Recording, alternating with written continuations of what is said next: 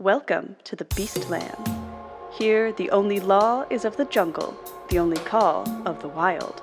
But all is not balanced in these happy hunting grounds, and when aberrant scars of the planescape's great conflicts tarnish these lands, only the noble unicorn knights can preserve the natural order. Or at least their recent contractors can give it their best shot. The quarry is clear, the trail warm. It's time to assemble our hunting party.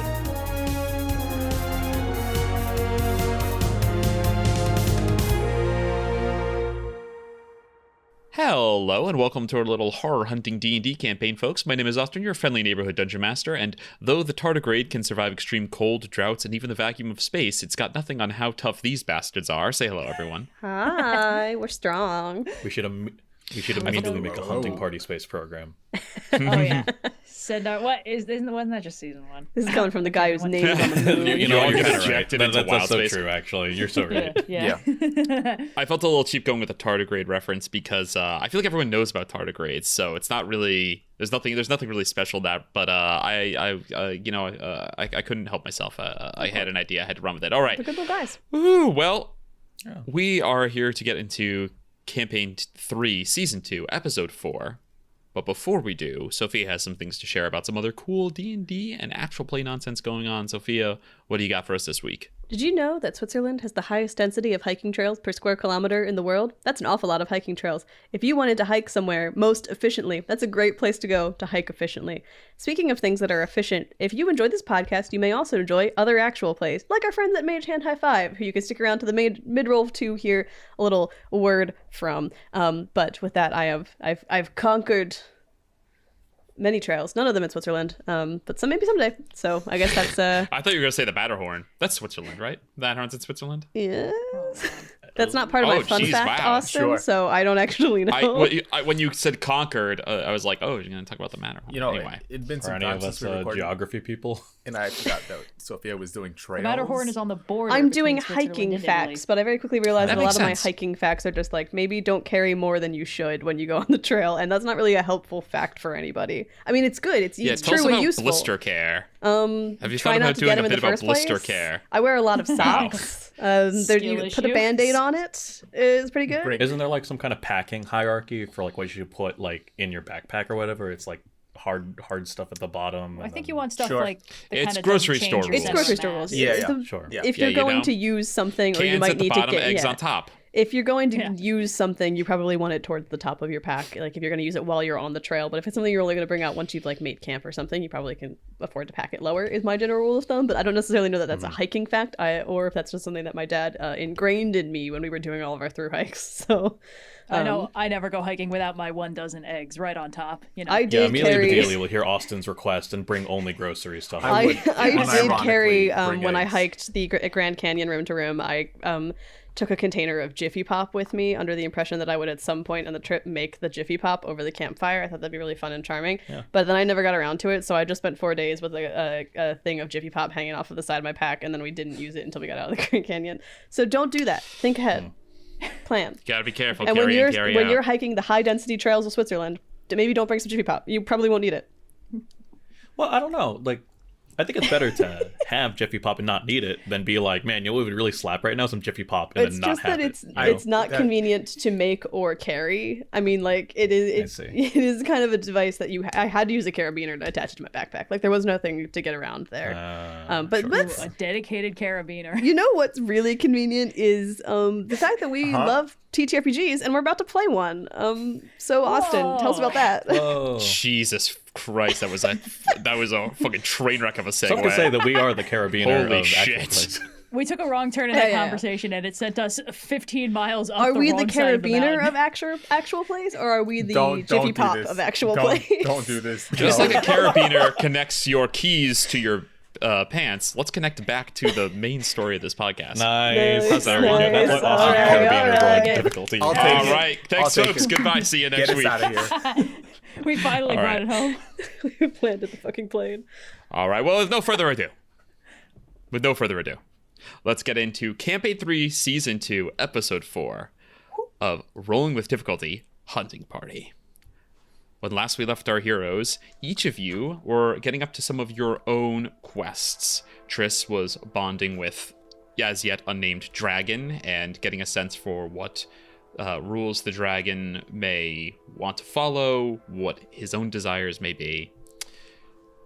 Garou set to work constructing a shrine to Malar, which was unsuccessful. That's what he was doing.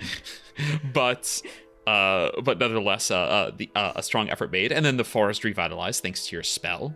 Kireek had an encounter with the vivisector Uzvelvjoth that gave some information that, though he was barred from revealing where Vasilix is currently hiding out, that the new an individual by the name I don't know that the name was revealed to you. I can't remember now. That the current ape lord who had moved in just by the Forbidden Plateau was working with Vasilix, and that the answer may be found somewhere there. And Katya, looking to find a way to get off plane, found that the gaspar, an elk-like animal that roams the Beastlands and followers of none other than Batris, the Elk Lord, have antlers that might be able to solve your problem. All of this all of this was undertaken while just mountainward, the tension continues to build surrounding this new crater that has formed where once the Boar Lord's domain was. And as you were told at the beginning of the season by Batris himself, war is brewing. So, hunting party.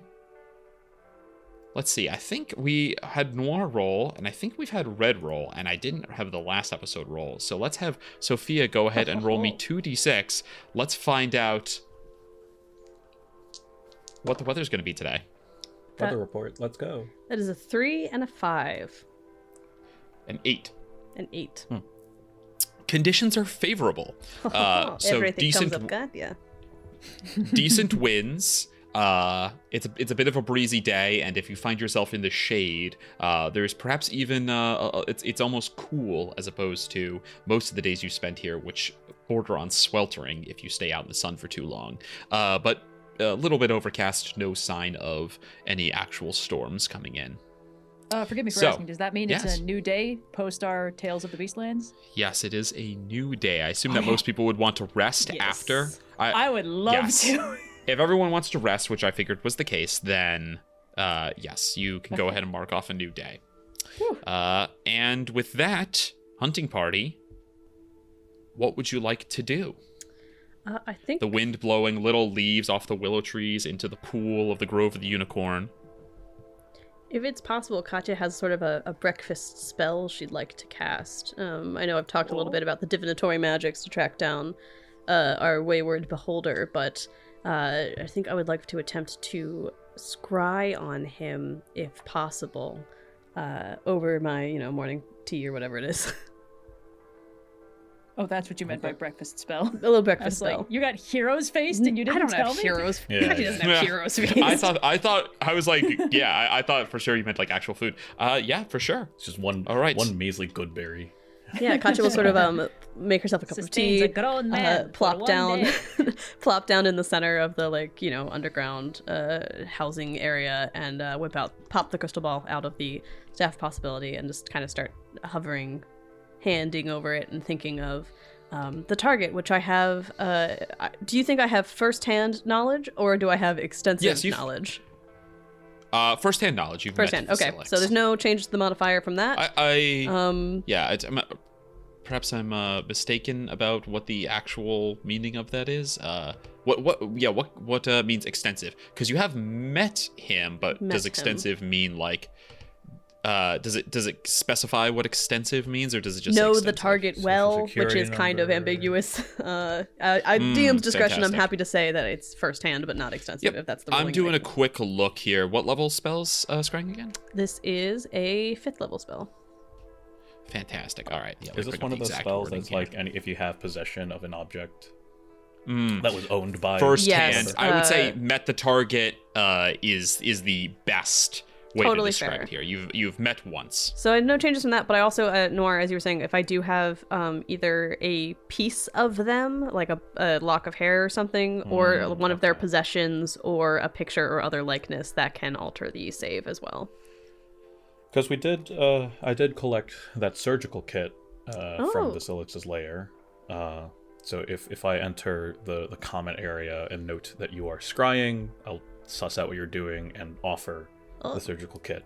It would be as very a nice. means Thank you, to- Kireek. It will help it make the spell more focused. Can I make you some tea also while I'm at this? I haven't started this whole casting part.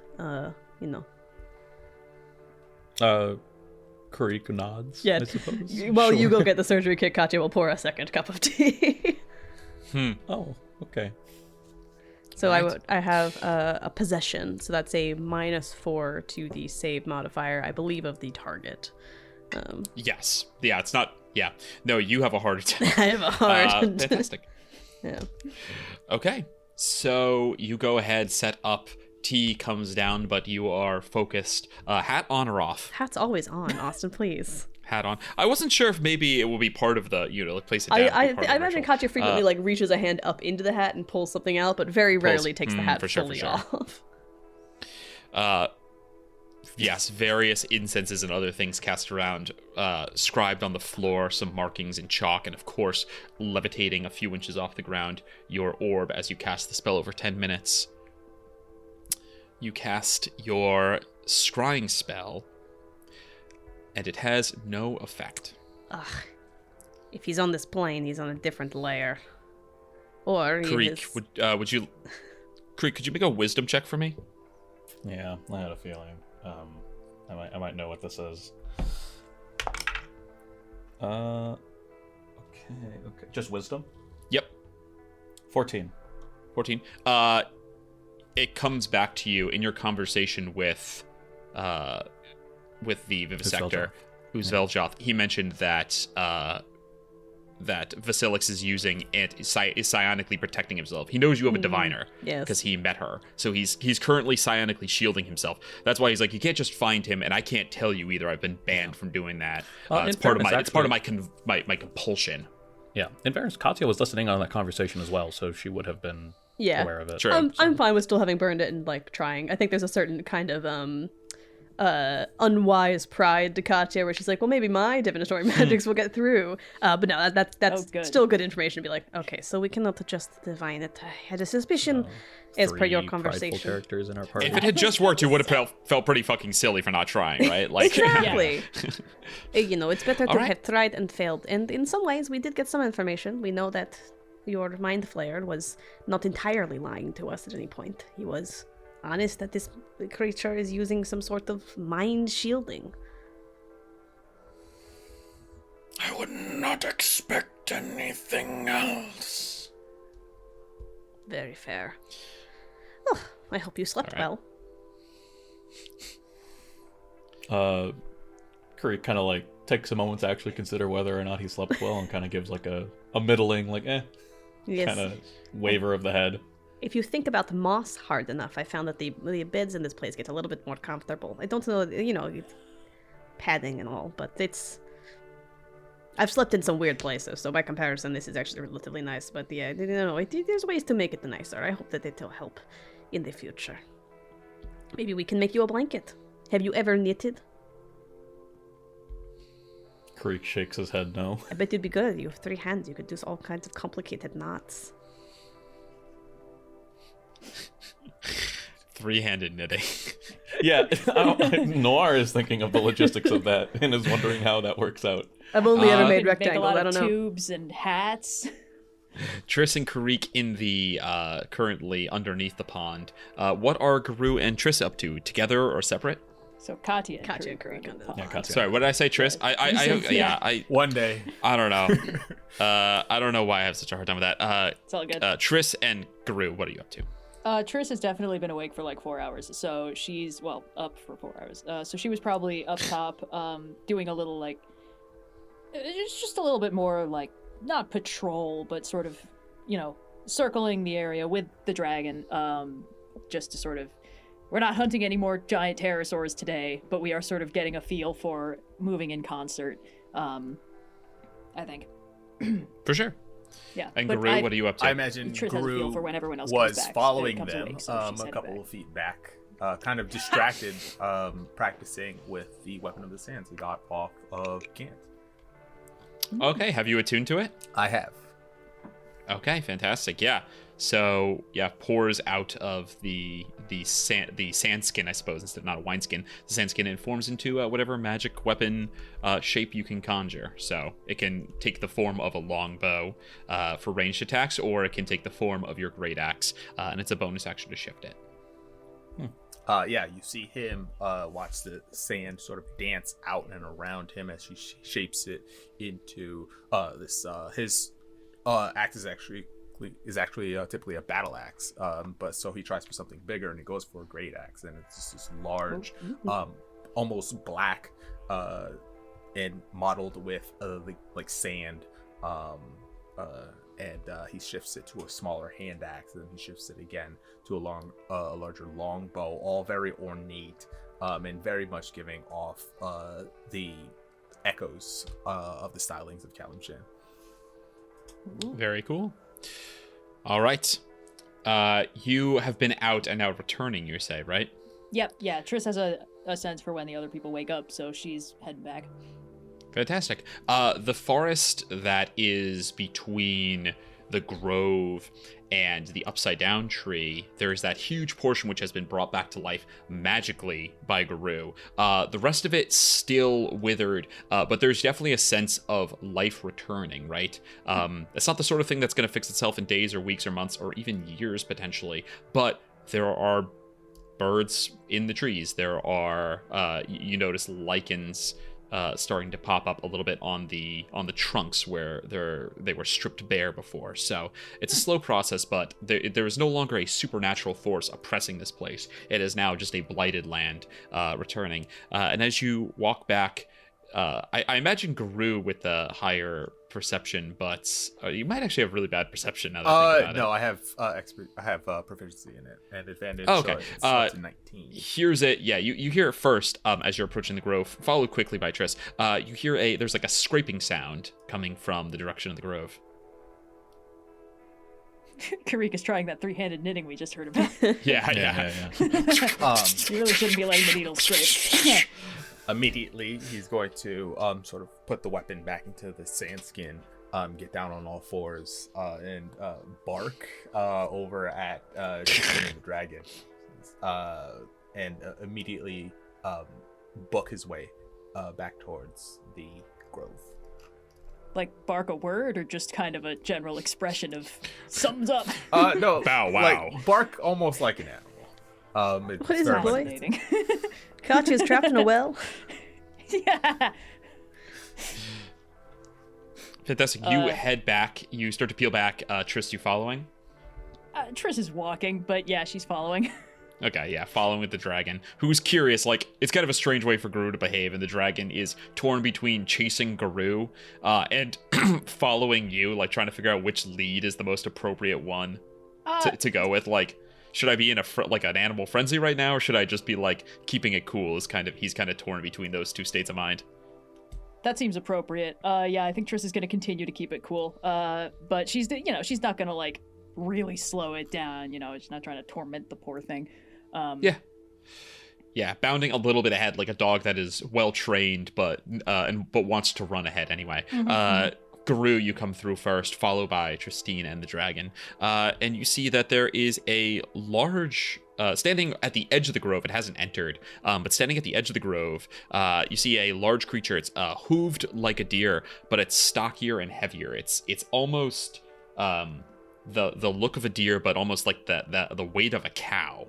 It's got this thick reddish fur, and it is currently rubbing these antlers, which are not quite as broad as a moose, but they are flatter than like a normal deer antlers, and they are made of dazzling silver. It is currently rubbing them up against a tree, back and forth, and kind of like scraping at the tree. It kind of hears you come out of the woods, gives a turn, like a slow, almost tired blink, and then goes back to rubbing the antler on the tree. Interesting. Is there a way that I could get a little closer to this creature? Actually, can I figure out what it is? Is there a check I could roll to figure out? Yeah, make a nature check. Excuse me. Okay. Couldn't get that one out. Classic nature check. Classic nature. This is nature in its purest form. 15. 15. I think 15. Yeah, you're from the Beastlands, and I think because it might have even come up with Katya. This is a gaspar. This is one of the elk-like creatures that can traverse the plains with their antlers. They're highly in fact, you probably know about it because you've run into the Blackstone Lodge, right, like looking for these dudes before. Their antlers are prized. They're poached for their antlers because they can literally move between planes with them. Okay. Can I make, not a nature check because I have no proficiency in it. Could I do an insight check to see, like, because you said it kind of blinked kind of tiredly. Does it look like it might be ill or exhausted, or like, do I think it's rubbing the antlers because it's in some kind of distress? Insight like check for sure. Yeah, that feels insighty to me. Do Kireek and Katya hear the sound from downstairs? I think that it's reasonable to say that you might have heard it at this point. 24. 24? No, it's not sick. It's you think that the better word would be nonplussed. It's like Garou came out of the forest, this like big predator thing, and it's like okay, cool. Like it's as surprised as if a squirrel had come out of the forest, you know? Wow, this thing's it's confident. It's like whatever. And then it's a little bit strange at rubbing its antler like this. You see it's scratching almost as if they're itchy, and it's like getting the antler, like pushing it up against the tree really firmly, and it's starting to it's like taking bark off as it does. Yeah, Katya, Kireek, you also hear the scraping sound. Oh, better go see what that is. It's never nothing around coming out. here. You see the scene. Garou on all fours watching this large ungulate. Triss and the dragon also there. You're followed by the Irish elk, the giant elk that hangs out in the grove with you at most times, all to see this scene. As you all arrive and step out of the grove, all of you together now, you see it kind of gives a final and it finally gets the antler like wedged in kind of the crook of a tree, and it gives a big turn, and the antler tumbles free. It pops off the head, like a bottle cap being popped off. And then you see it kind of shakes its head. There's a little thin trickle of blood, but it's more like a scab than a fresh wound, where it has pulled the antler off. And it turns and appraises first Triss, and then it looks up at the elk, and it gives a kind of low, this like almost like a French horn, this like baying sound that comes out of its throat, like this trumpet, this very deep trumpet. It kind of gives this call for a moment, and the elk calls back, shaking its head, kind of it's got this big shaggy mane shaking as it does. And with that, the Gaspar again like kind of turns and like looks at Garou, takes like 2 steps, and then face towards the forest, walks off. Katya will yell after it in beast speech, "Thank you!" and also run over and go pick up the antlers before turning back around to the elk and being like, "I assume that this was the Elk Lord's arrangement." Also in beast speech, I hope you can extend my great gratitude to him, because this saves me, and she'll hold up the antlers, quite the trip. You see that the elk nods and says, "So it would seem. She said to me that Abatris has sent these antlers that you seek, which shall grant you the power you require. He says to take these as continued thanks for his life debt, and as an apology. I am called back to my lord's side, as the turmoil in Krangala continues to grow. It is here that we must part ways for at least some time," and bows his head. Go up and give him a hug, I guess, like the deer hug, like, "Oh, I appreciate all of your help, my friend. I hope that you stay safe. I understand that you have business to attend to, and you are quite big and strong, so I'm sure you'll be fine, but do try to take care of yourself." And you as well. It has been a pleasure to serve you, favored among the lords. Give kind of a head nod. Turns, gives a warning glance at the dragon, and then is going to head off in the same direction that the gaspar went. Good news, bad news. We don't have elk anymore in camp, but... And I'll hold up the antlers. I think I have solved our plane shift conundrum. So you have a material component now. There's one last thing, which is that these antlers, or at least you can use one for different things, right? So you have two uses here. They need to be tuned. So if you try to use them right now for a plane shift, the plane shift is going to be like, where am I going? So you're going to have to tune them to in whatever manner you think possible. Yes. You're going to have to tune them to the planes that you want. Well, we'll have to find a way to tune them to the planes in question, but it could be a way to get your dragon friend back to the material plane. And if we go to the second layer, this will be a way for us to get either back here or back to this. I guess I could tune it to the second layer, and then if we were here, we could go to the eighth. Anyway, it's a replacement for a tuning fork, which is a weird item we're not just going to find in nature. So hopefully we can make this work. Oh, that's potentially very useful. Triss is like not looking at the dragon, but kind of is like, ah yes, getting the dragon back to the material plane, that thing that we're no longer set on happening at all. Great. But it's a conversation for later, so. Right. Well, I hope everyone had fun with their various errands. What next? Yes, it was exhilarating. I come bearing news regarding the conflict from...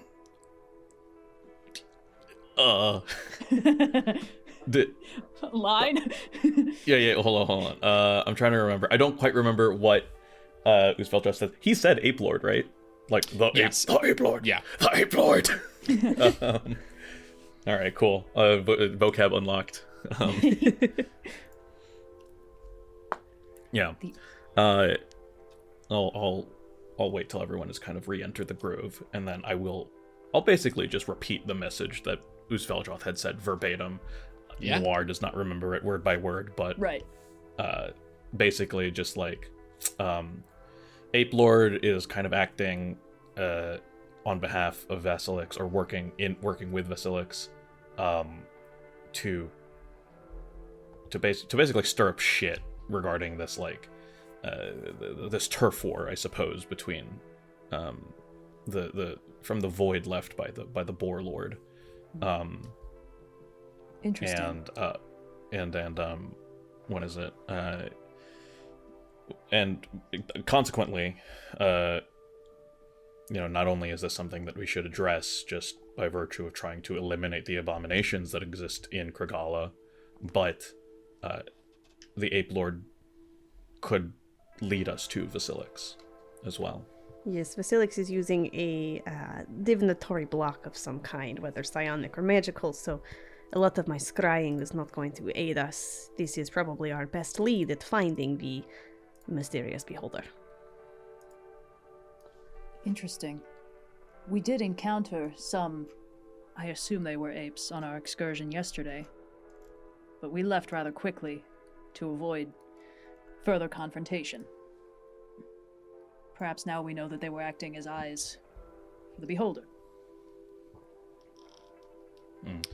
Something else that came up in your conversation with Usveljoth, that I think you would also remember, because it was linked to you can't scry on him. Usveljoth said that he's put in places to protect divination. He's put in measures, but it cuts both ways, he said. He's like, that's why I can be out here, because since he can't watch you, he also can't watch me while I'm out doing stuff anymore. Further credence to the idea that he may be using mundane servant spies rather than any sort of magical surveillance method. And you're sure this is not a trap? Which part? Awfully convenient for him to show up now, lure us towards one of the animal lords who may or may not be under his employ.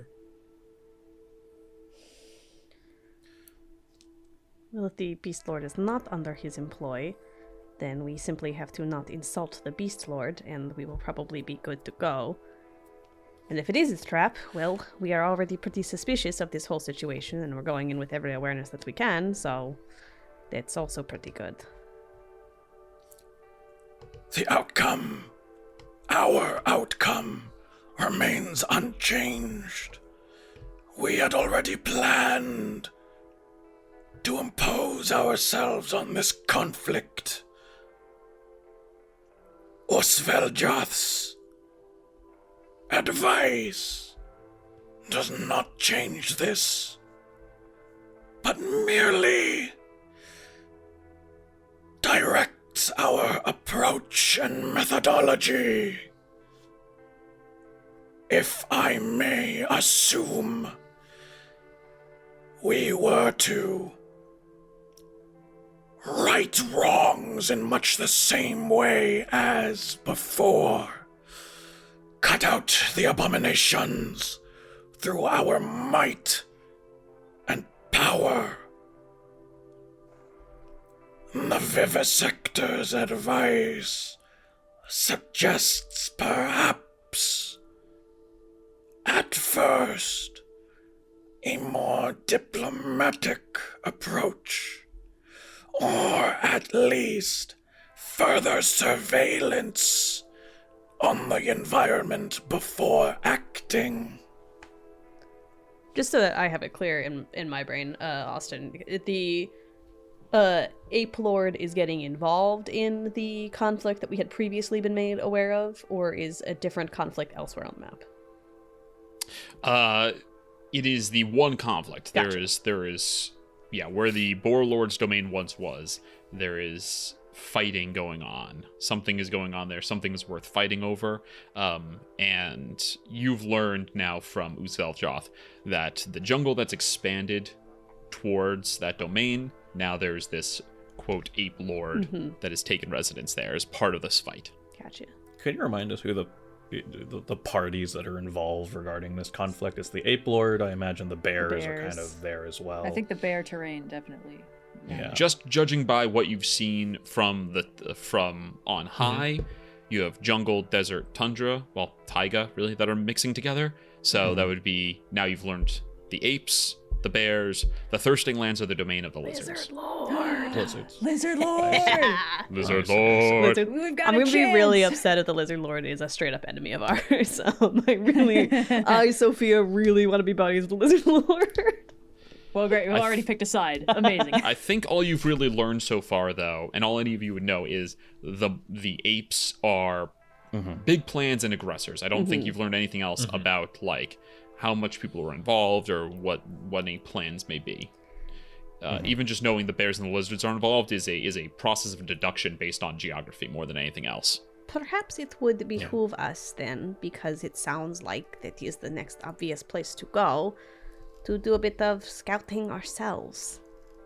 You know, we don't have to charge in guns blazing. We can look from the sky or get closer on the ground and try and determine what parties are involved and for whom they fight. It seems that the bear has been under assault by creatures on its borders for some time, with the Boar Lord's previous, mutated encroachment. So this is probably an ongoing conflict for it in some ways, and I know very little of this Lizard Lord, but I'd like to know more.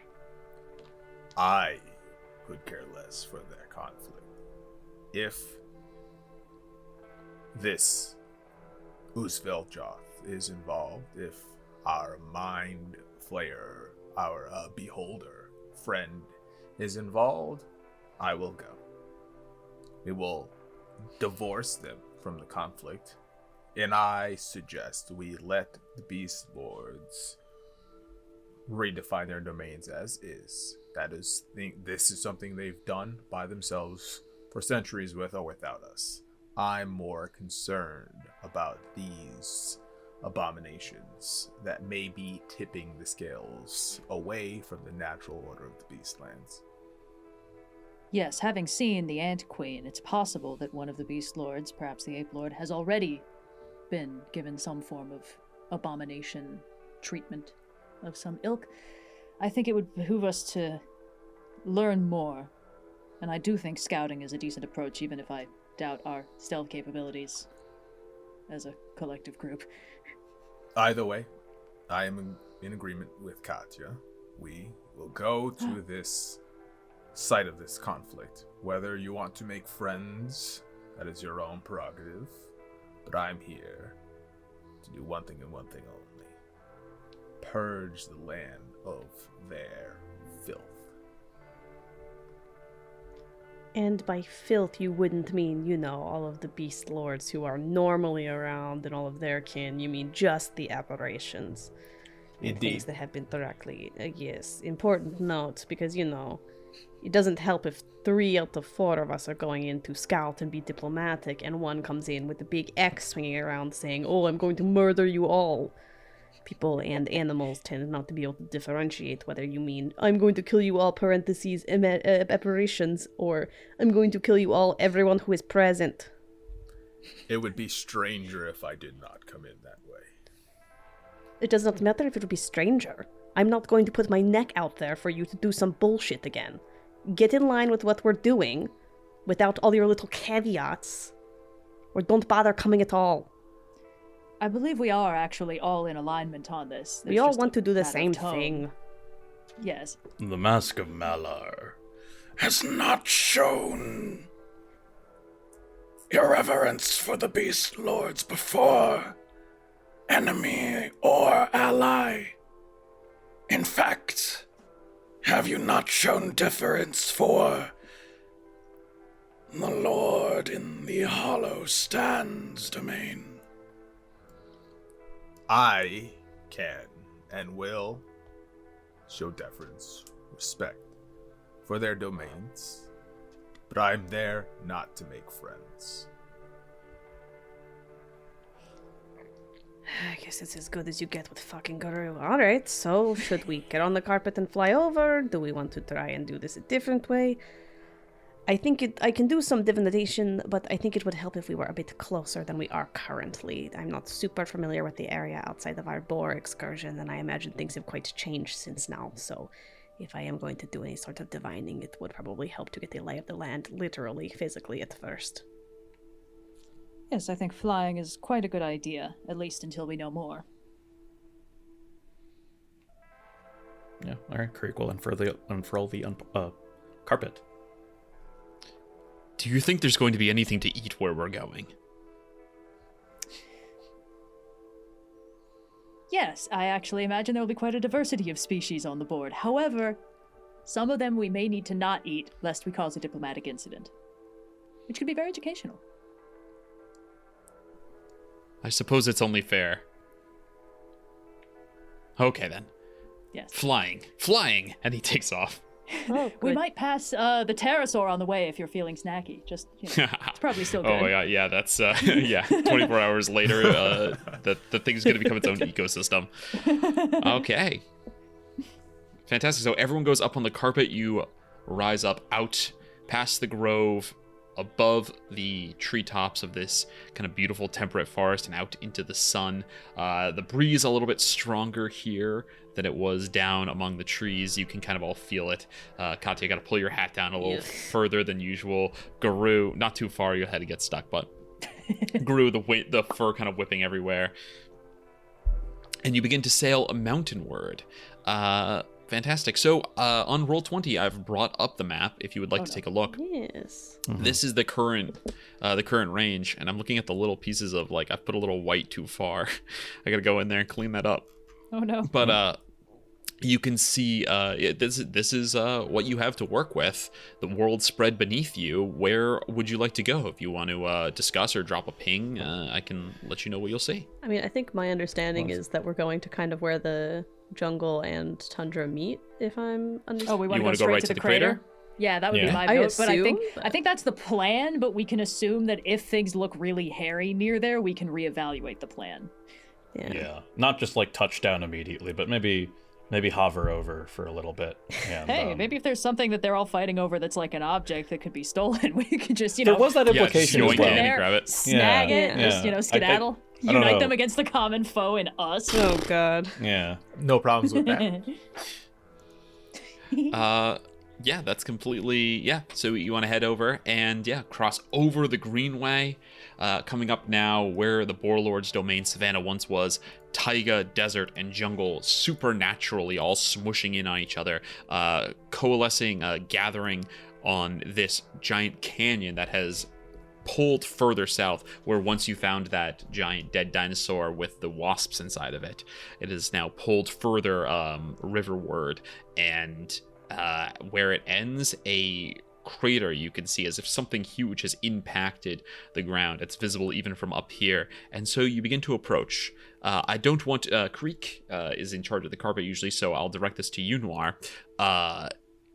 I don't want to be too tedious with it, but about how close would you like to get? Just because I'm sure people are going to want to do perception checks, and I want an idea of what's possible of being spotted. So we want to get, want to stay like really high up, just do a cursory glance. We want to get like 100 feet from the ground. You want to be like, you know, 50 feet, like kind of just give me a ballpark. You think 90 feet, you guys, is high enough to like, if we need to fire off any lightning bolts or whatnot, or fireballs, we can, but it's also close enough where we can get a good view of the area. Yeah, fine by me. Sounds good to me. Okay, I'll say 90 feet then. Fantastic. So coming in out of the clouds, you descend gently 90 feet. Yeah, you see that this barren crevice now coming up, swallowing the ground in front of you. It tapers. It's a little hard to see on this map, but it's tapering as it's getting further riverward, getting narrower and narrower, as it also gets slopes downwards, right? It is ending and meeting the ground at a certain point, or maybe the ground is catching up to it. It's getting less deep, this trench. And it's very strange to see that snow, sand, and jungle are all so close together. And there are borders, right? There's like some kind of a mix. And then the greenway, right? Just like open grassland, riverward. There's kind of a mix going on a little bit, where desert meets jungle. There's the plants kind of taper off a little, and you can see soil start to mix and become sparser. There's like little weeds popping up at the edge here. But it's still way more stark than you would normally imagine in any other location, and the same on the other side, mountainward, where you have these evergreen trees, these conifers, and kind of it's not like deep snow, but there's a bit of a rime on the ground. It's actually much like outside in New York today, where there's shade cast. There's lots of patches of snow and things like that. There's a little bit of a frosting on the ground. It's not deep, but the fact that it abuts open grassland, that a kind of a mile away you can see some wildebeest roaming across, is a very strange sight. So 90 feet above, you get a look, and you see that, this crevice, this crater, has an interesting shape to it. It's steep on the sides, but it does not bowl out at the bottom. It's not just a bowl. It instead keeps going and going and funneling narrower and narrower. Would anyone like to make any checks? I assume probably some perception checks or anything else? Yeah. All right, I'll call for perception checks, either check. from 2 people or 1 person with advantage getting help from someone else. Who would like to helm? I have a +10 to perception, so I would definitely like to make fire a check. away. All right, so Tris is going Katya. Katya is going to go ahead and, I don't know why, Katya is going to head and fire one off. Anyone else going to do a perception check? I have a +6, but I'm not proficient in it, so I can't help. You could do your own roll. Yeah, sure. No harm. Okay. Fair enough.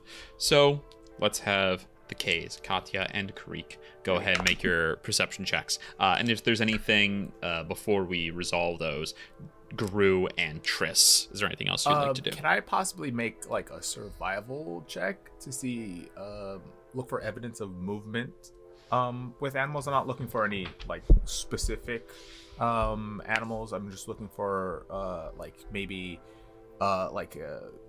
evidence of crowds of animals moving through. Like we had that boar stampede. Interesting. Before, things like that.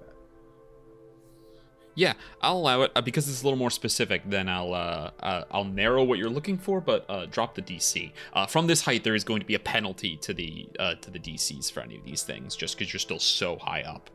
It's hard to do like tracking. Before I get the totals, Tris, is there anything that you'd like to do, or you just want to?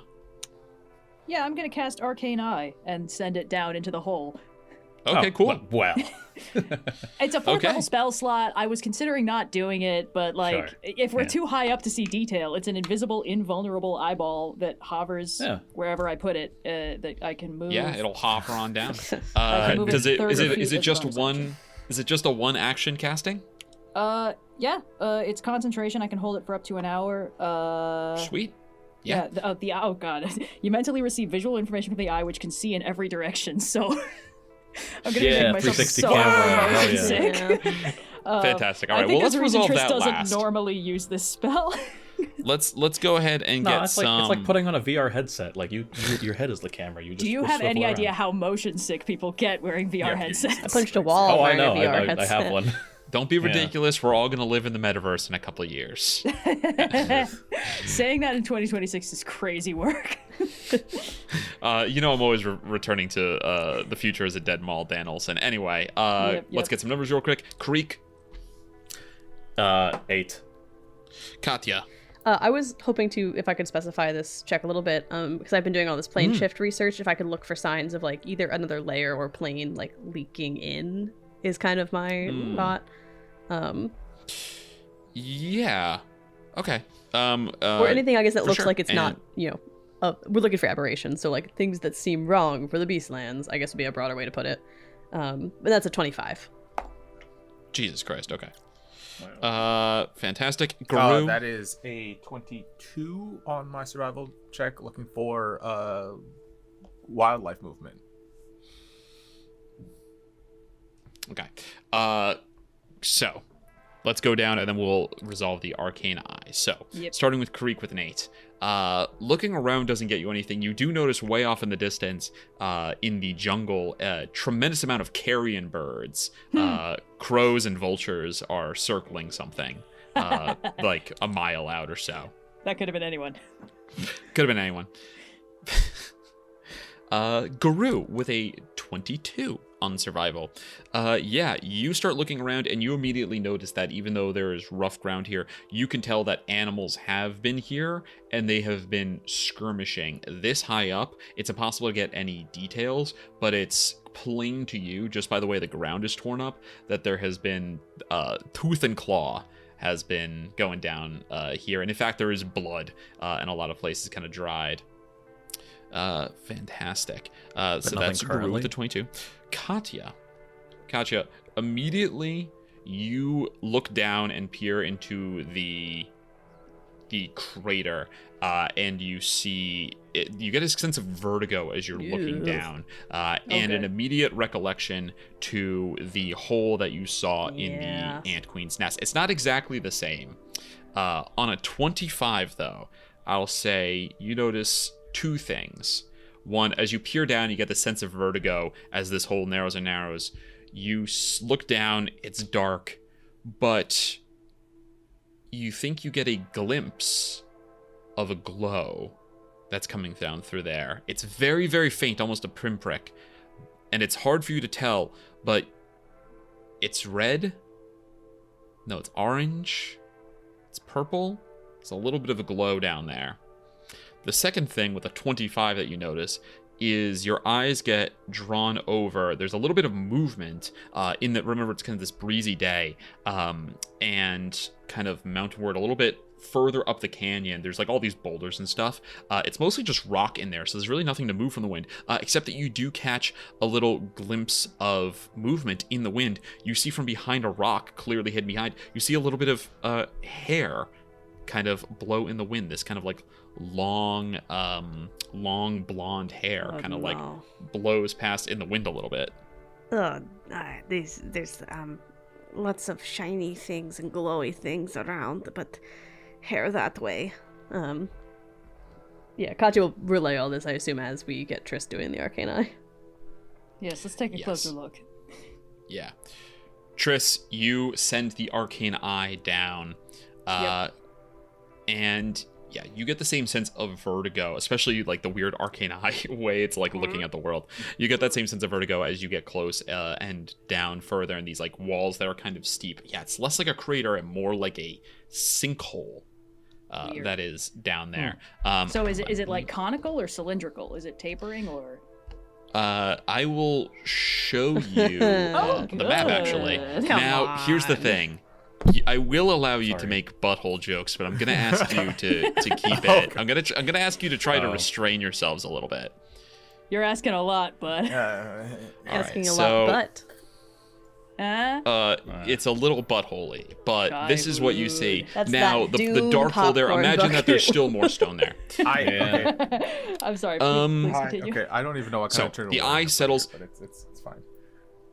You see that there is so these steep walls. To go ahead and make a perception check for me. Sure. Not great at these, but I do have an eyeball that can see in all directions. You're right down there, so like this is just to potentially pick up. You're gonna get a lot of stuff. Yeah, also what I'll say is that the eye is blocked by solid material but can move through an inch wide aperture. That's more than an inch wide. I mean, like, you could keep sending it further and further and further if you want. It's only an 11 it's on deeper the die, than that. so 14 perception check. 14 perception check. Okay, so you do see what Garou also spotted, which is that there are spots of blood and torn up around here. But that you don't actually see any animals currently as you're going through down close to the hole. So you don't see any life currently. But you do see that there has clearly been fights here. You see dug up claws, and you see actually, I think it would be evident that occasionally you see what looks like a sharpened stick, but you realize that it is a sharpened stick. It's like a spear. It's like a stick that's been sharpened on one side. Sure. As stuck in the ground, and your eye approaches the hole. Can you go ahead and read Arcane Eye for me really quick? Sure. Did you say, does it pass through? Let me pull out the player's handbook, actually, just to check. But go ahead and read it for me, please. You create an invisible, invulnerable eye within range that hovers for the duration. You mentally receive visual information from the eye, which can see in every direction. It also has dark vision with a range of 30 feet. As a bonus action, you can move the eye up to 30 feet in any direction. A solid barrier blocks the eye's movement, but the eye can pass through an opening as small as 1 inch in diameter. Interesting. It's invisible and invulnerable, but it's not... Like, it's still a thing. It's not, It's not intangible. It's not intangible, yeah. Dark vision, 30 feet, and it has no range? Range 30 feet? That's for the casting, though. For the casting, I can move it 30 feet as a bonus action, and its concentration up to an hour. Yeah, so I guess it can go any distance away from you. Well, 30 feet times per 6 seconds. Yeah. So yes. As far as that, but I just mean that it doesn't have a like maximum if it's range away from me. Exactly, which some spells do. Okay. Now it doesn't have a strength save. I'm gonna say that it's going to automatically fail once you start to get it into the hole and like start to look down. Without you meaning to, it starts to get pulled, and it is pulled down. There's a force pulled. You start to try to reel it back. But it starts to get pulled down and immediately sinks down through the hole. Mm-hmm. This takes you like a full minute. It's deeper than you think it is. And there's blackness. Of course you can see because you have dark vision. Don't even. Yes, of course, but there's rock all around. It's starting to get really narrow, and even with that like 1 inch, you're starting to worry if it's just going to taper off like a funnel. And then suddenly there is no more rock. Mm-hmm. Above you there is no more rock. Below you there is no more rock. There is only the dazzling reds and oranges and purples of a sunset. Yes. The second layer of the Beastlands. Ooh. Which is where I'm going to say that as the spell crosses into another plane of existence, there's no provision for it, but the arcane eye snaps out of existence. And you come back, snapped back to your body. Triss, you might notice on the map that I have placed the figure who you saw the hair blowing from behind the rock. Katya saw the figure. My God, Jesus Christ. Katya, there are two women so on this podcast, Austin, come on. Well, everyone knows that red and indigo is like a, I don't know what makes my brain go to Triss faster. Anyway, it's Katya, you notice. Katya, you notice that the person over there. Yes, the hair. Signs of war below. You don't say. Something large is rotting in the jungle. Oh, yes. Sorry about that. I'm sure it's great for the local ecosystem. That hole goes down, I think, probably what you said the second layer is? Perpetual sunset of some kind? Yes. Well, it's at the bottom of there, but the hole's like 1 inch wide, so probably none of these guys can get down there. Maybe the lizards. Maybe the lizards. Also, there is some sort of hair over there, and Katya will point in the direction of the token on the map, but also What? where I saw hair. Trish turns her head too quickly and almost makes herself physically sick. I'll just There's hand like, Trish. there's like, yeah, the breeze, and you see like a little bit of like blonde, wispy holding hair. and just like pass Trish like a thermos full of like ginger tea, like please. Just throw up into the hat of holding. Do not throw up into the hand of holding. I was like, don't. It's fine as long as when you put your hand in, you don't think of barf. Then you'll be fine. It doesn't get everything dirty in there. Absolutely not. Hair is as if there is someone down there. As in, there is someone down there. Cool. As a bonus action, I'm going to transform the weapon of the sands into a great axe. Then I will step off of the carpet. Garou. Ugh. 90 feet, Garou? Nobody help him. He has to learn the hard way. All right, where you? Fantastic. Where are you looking to land? Close to this guy as bud? possible. Cool.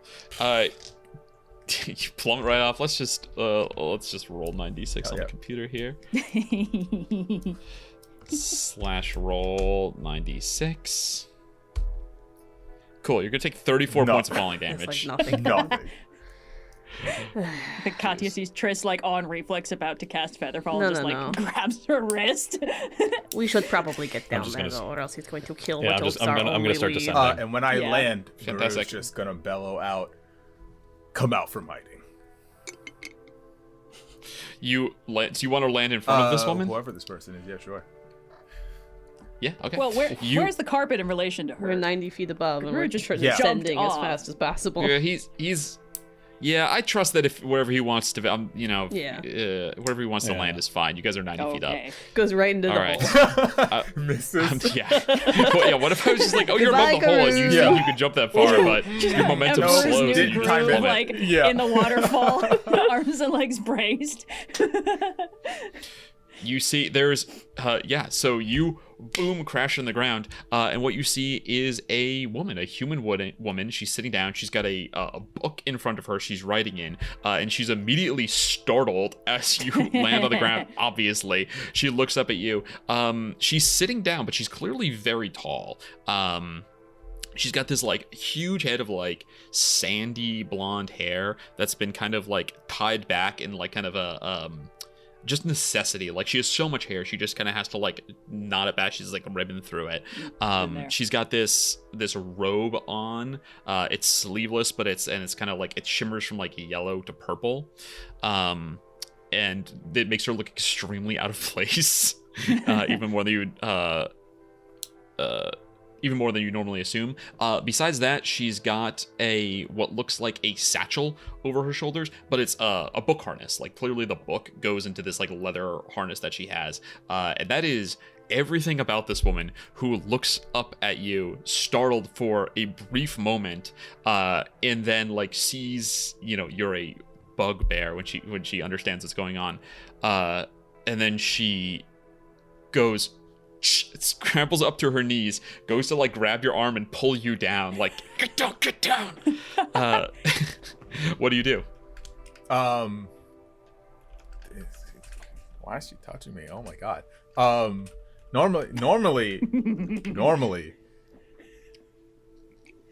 Garou was sort of expecting her to be scared of him. The fact that she's asking him to get down, you know what? Yeah, he's not that way. He doesn't care. He says, "What's there to be afraid of? There's nothing here."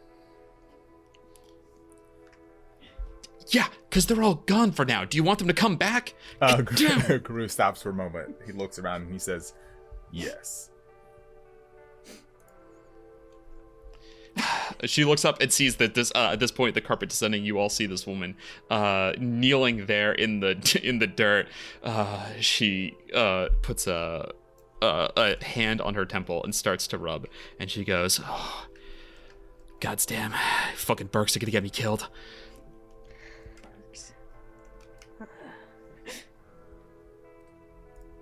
You all descend on the carpet. Get your heads down. What is going on here? Katya will immediately and, just... jump off the carpet and squat next to her, being like, "Oh, we're doing hiding things. Great." I'm on board. No I'll maneuver the carpet to be behind the boulder that she is hiding behind, and yeah, similarly just kind of like sit on the carpet, just kind of. Garou's gonna continue to stand out in the middle of nowhere. Hi, yes. Trish will I get am down Garou. sort of on reflex. These are my fellow unicorn knights, and you are. Fantastic. Lysandra. I'm Lysandra. I'm here studying the portal and trying to keep my head. She kind of like turns and does a little take over her head to like see if anything's happening. Trying to keep my head while it's happening. And none of you are helping with that right now. Is that a magic carpet? I apologize for our quick entrance. One of us is a little bit brash, but we are also a little bit interested in what's been happening here. We've been tasked by either Beast Lord or Unicorn to find out what's happening and possibly stop it. It would be helpful if we could perhaps confer with you. You seem to be well aware of the situation, and we are, I admit, a bit blind. Katya, by the way, and I'll hold up my hand. Lysandra, you want to know what's going on here? Ideally, yes. Yes, please. Yeah, you're about to have a very close inspection of what it is, Great. first-hand experience. You see she points towards the jungle and birds are starting to fly off. As soon as you came down, they got worried someone else is going to move in on the turf. All right, now would be a good time to run away. You hear crashing through the trees. Out of the trees bursts wood like splinters, and you see a gorilla come out, except this gorilla is about 25 feet tall. It's got big fangs. The canines are coming out of the mouth, almost orc style, and it's got an extra pair of arms grafted under the first pair. So you're looking at a six-limbed, comes crashing out.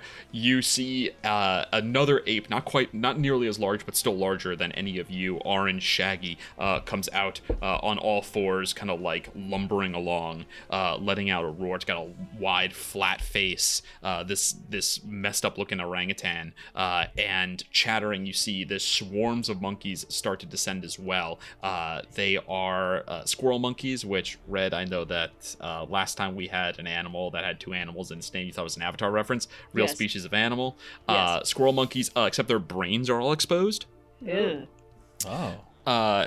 It's also at this point, as they start to chatter and come down, that you hear some bellowing from the other side, and you see grizzly bears start to come in from the mountainward side, down from that direction, and up the trench above you, you see that emerging from the ground is an enormous, like 10-foot long lizard. It's yellow, it's got big thorns along its head, spines along its whole body. It's got eyes that almost chameleon style move in multiple directions.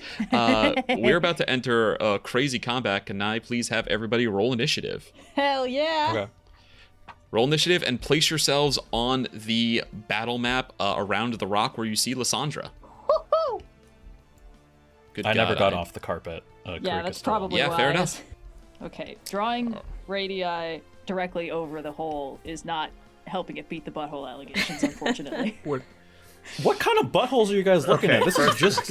No. I'm gonna be so for real. This is not Dune giving butthole, sandworm. you guys. This is the shy hallude. It's to giving end Dune all shy sandworm halludes. for sure, but Look, And yeah. in so much as a dune sandworm looks like a butthole, perhaps, but not nearly to the degree which I think Austin may have feared we would make silly little jokes about. Instead, I am much I'm more glad you feel inclined that to way. make stupid doom jokes, which you should have said not to do, because now there is nothing stopping me. Make lots of Dune cool. It referenced even in jest. I could not possibly be. Oh my upset. god! Holy So many shit! That's some Just Kwisatz all at Haderach once. behavior right there. Wow. Yeah, well, I thought, if they go to the center of it all, where there's the most answers, there's going to be the most bad guys. So, fantastic. Now, have we yes. considered that the lizards and the bears might not be bad guys? Perhaps negotiations? Anyway, we'll figure it out. Okay. Let me get first off turn What'd you order. roll? All Oh, that right. bear's Katya. way closer than I wanted it to be. So There is a bear up on top of the cliff here, and then there's another it's on top one of the down. cliff. Okay. Yeah, so these cliffs Are are those 30 bears? These holding cliffs something? are 30 feet where they're up. So he's gonna have to like jump down to get to you. That guy right there is down next to you. All right, let's see. We've got I forgot to type mine. Hold on. the heroes, and then I'll roll for Lysandra, and then I'll roll for the baddies. All right. Wow. Okay. Triss, and not Katya. Triss going in at 21. Damn, Katya at wait, a hold on. 28. I also got Katya, a is natty it 20. possible? Is it I'm possible last. to Oh, switch dang. Katya's nat Kireek's 20 and ones. Katya's numbers? You want to switch 15 and 28? I want to hold my action to move until I want to wait till everyone's gone on the carpet and then move up. Just get out. Fantastic. Lysandra coming We in can at swap. a We can swap. fat You can take, 5. so Kireek is going to take my 28, and Katya is going to take 15. 15. Okay. And Katya, you made sure that you rolled your divinatory Oh, don't dice worry. today, right? I have my portent dice, and one of them is really good, Fantastic. and one of them is really bad. Oh, hold on. I am going to roll the bears, apes, and lizards are each going to have their own initiative. I'm not going to roll for all the different primates. What are the bears holding? Oh no, they're not holding anything. That's the Yeah. terrain They got they're on halberds. from the Yeah. art. Okay. I was like, All right. and Apes that- coming in the at claws, an 18. the claws and that one rock on the Yeah. right looked like a serrated knife, and I was like, Oh, what the I see. hell? I totally see what you mean. Yeah. It's the Yeah. ground that the art is Really standing cool. on. Damn. Yeah. What do the bears get? Bears initiative +5. Bears coming in Why am at I going 20. last? Oh my god. Oh no. All right, let's see what the lizards. Lizard. Okay, lizard, lizard going in at 6. So he's lizard probably not something you gotta worry about. Okay, well with that, Kireek, beasts are coming in from all sides. What you gonna do? All right. I will hold my movement and just move fucking 60 feet upwards or whatever, or 30 feet. Okay, you're gonna hold your action to move the carpet 60 feet up once everyone is on the carpet. Whatever the fly speed of the carpet is, yeah. Yeah, it and might be then 30, but It might be 30. I don't think we could fit all of us and our new buddy on board, so someone might need to fly. I can fly by myself. Yes, cool. the dragon can also fly one person. I can fly with the dragon. There you Making go. it efficient. I will, Okay. as a free action, I'll say to everyone, including Lysandra, I suggest we find refuge above. and then I will shout to Garou, You may not wish to make allies, but I would advise against making enemies. That's good. That's Good, clean. yes. That was damn good. All right, that's gonna end your turn, Kireek. yeah. Now it's Triss. Yeah. Triss is gonna look to the dragon and be like, all right, sort of like we practiced. And then, so he's gonna pick her up and prepare to fly us up. But before she leaves, she is gonna fire off a fireball at those 3 gorilla guys over there because they are all within range of each other. So, you know. Yeah, for sure. Yeah, okay. may as well. Like, I think, like, she's looking around and she's like, okay, those guys were very... Because you said, like, 4 arms, like, 2 arms grafted on. Like, I'm looking at those and I'm seeing, okay, yeah, those things have Yeah, the definitely been gorillas are psionically the messed only with. ones that seem distinctly aberrant in any way. Like, the other guys kind of Yep. just seem like normal The- lizard, normal bear, for the Beastlands at least. The For sure. The Easy lizard choice. is like, yeah, it's like very big, but it doesn't look mutant at all. The Yep. bears are very big; they don't look mutant at all. The Yeah. primates all look mutated, aberrant. Yes. Yeah, Okay. so- what is your spell save DC? For Fireball, it is 18 dex. 18. Fantastic. So the psionic orangutan is going to save. The other Mm-hmm. 2 are going to fail. Great. I'm also quickening it, which is metamatic. So I'm going to be able to slap one of them with the tentacle too. So Okay. I just mark that off in my features and traits.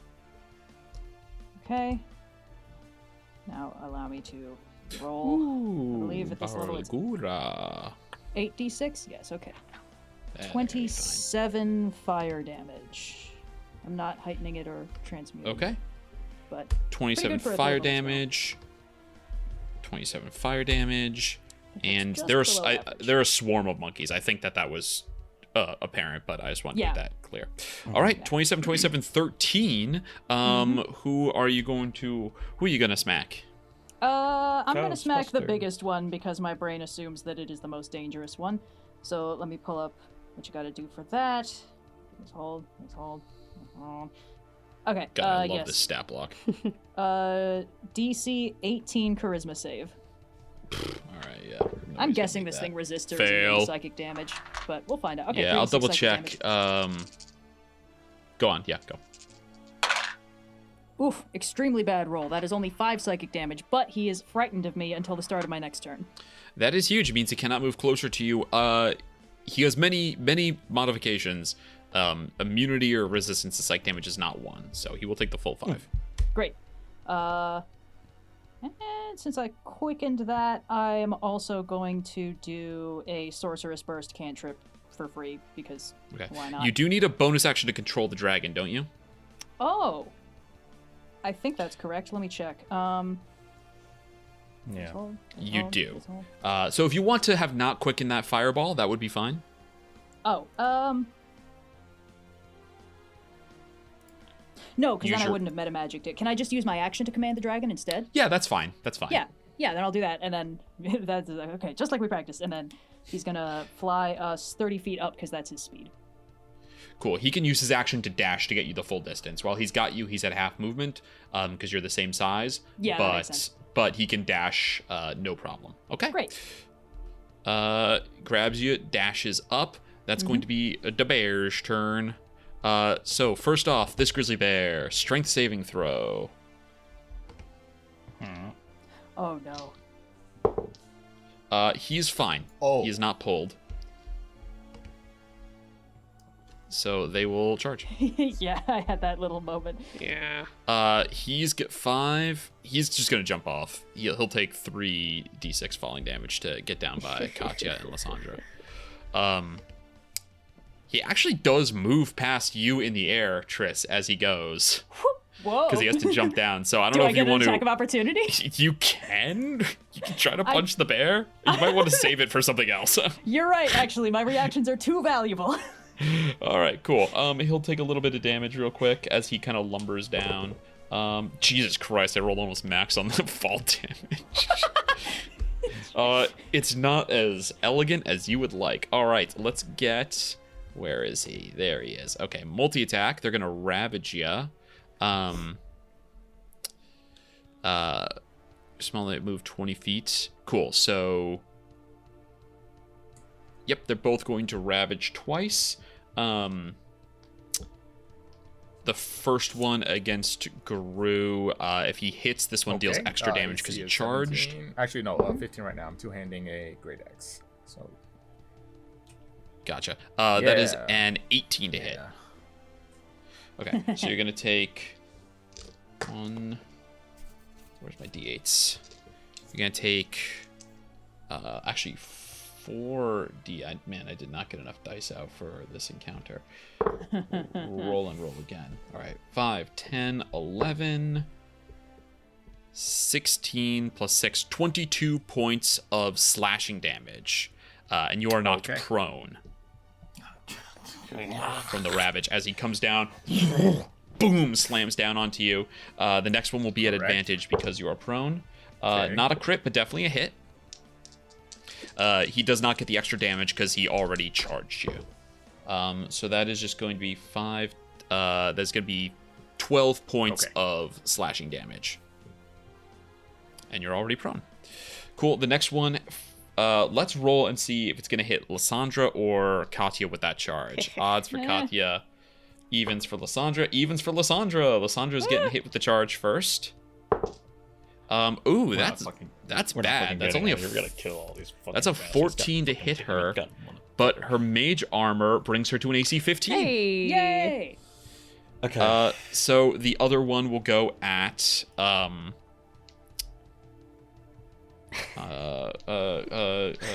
Here we go.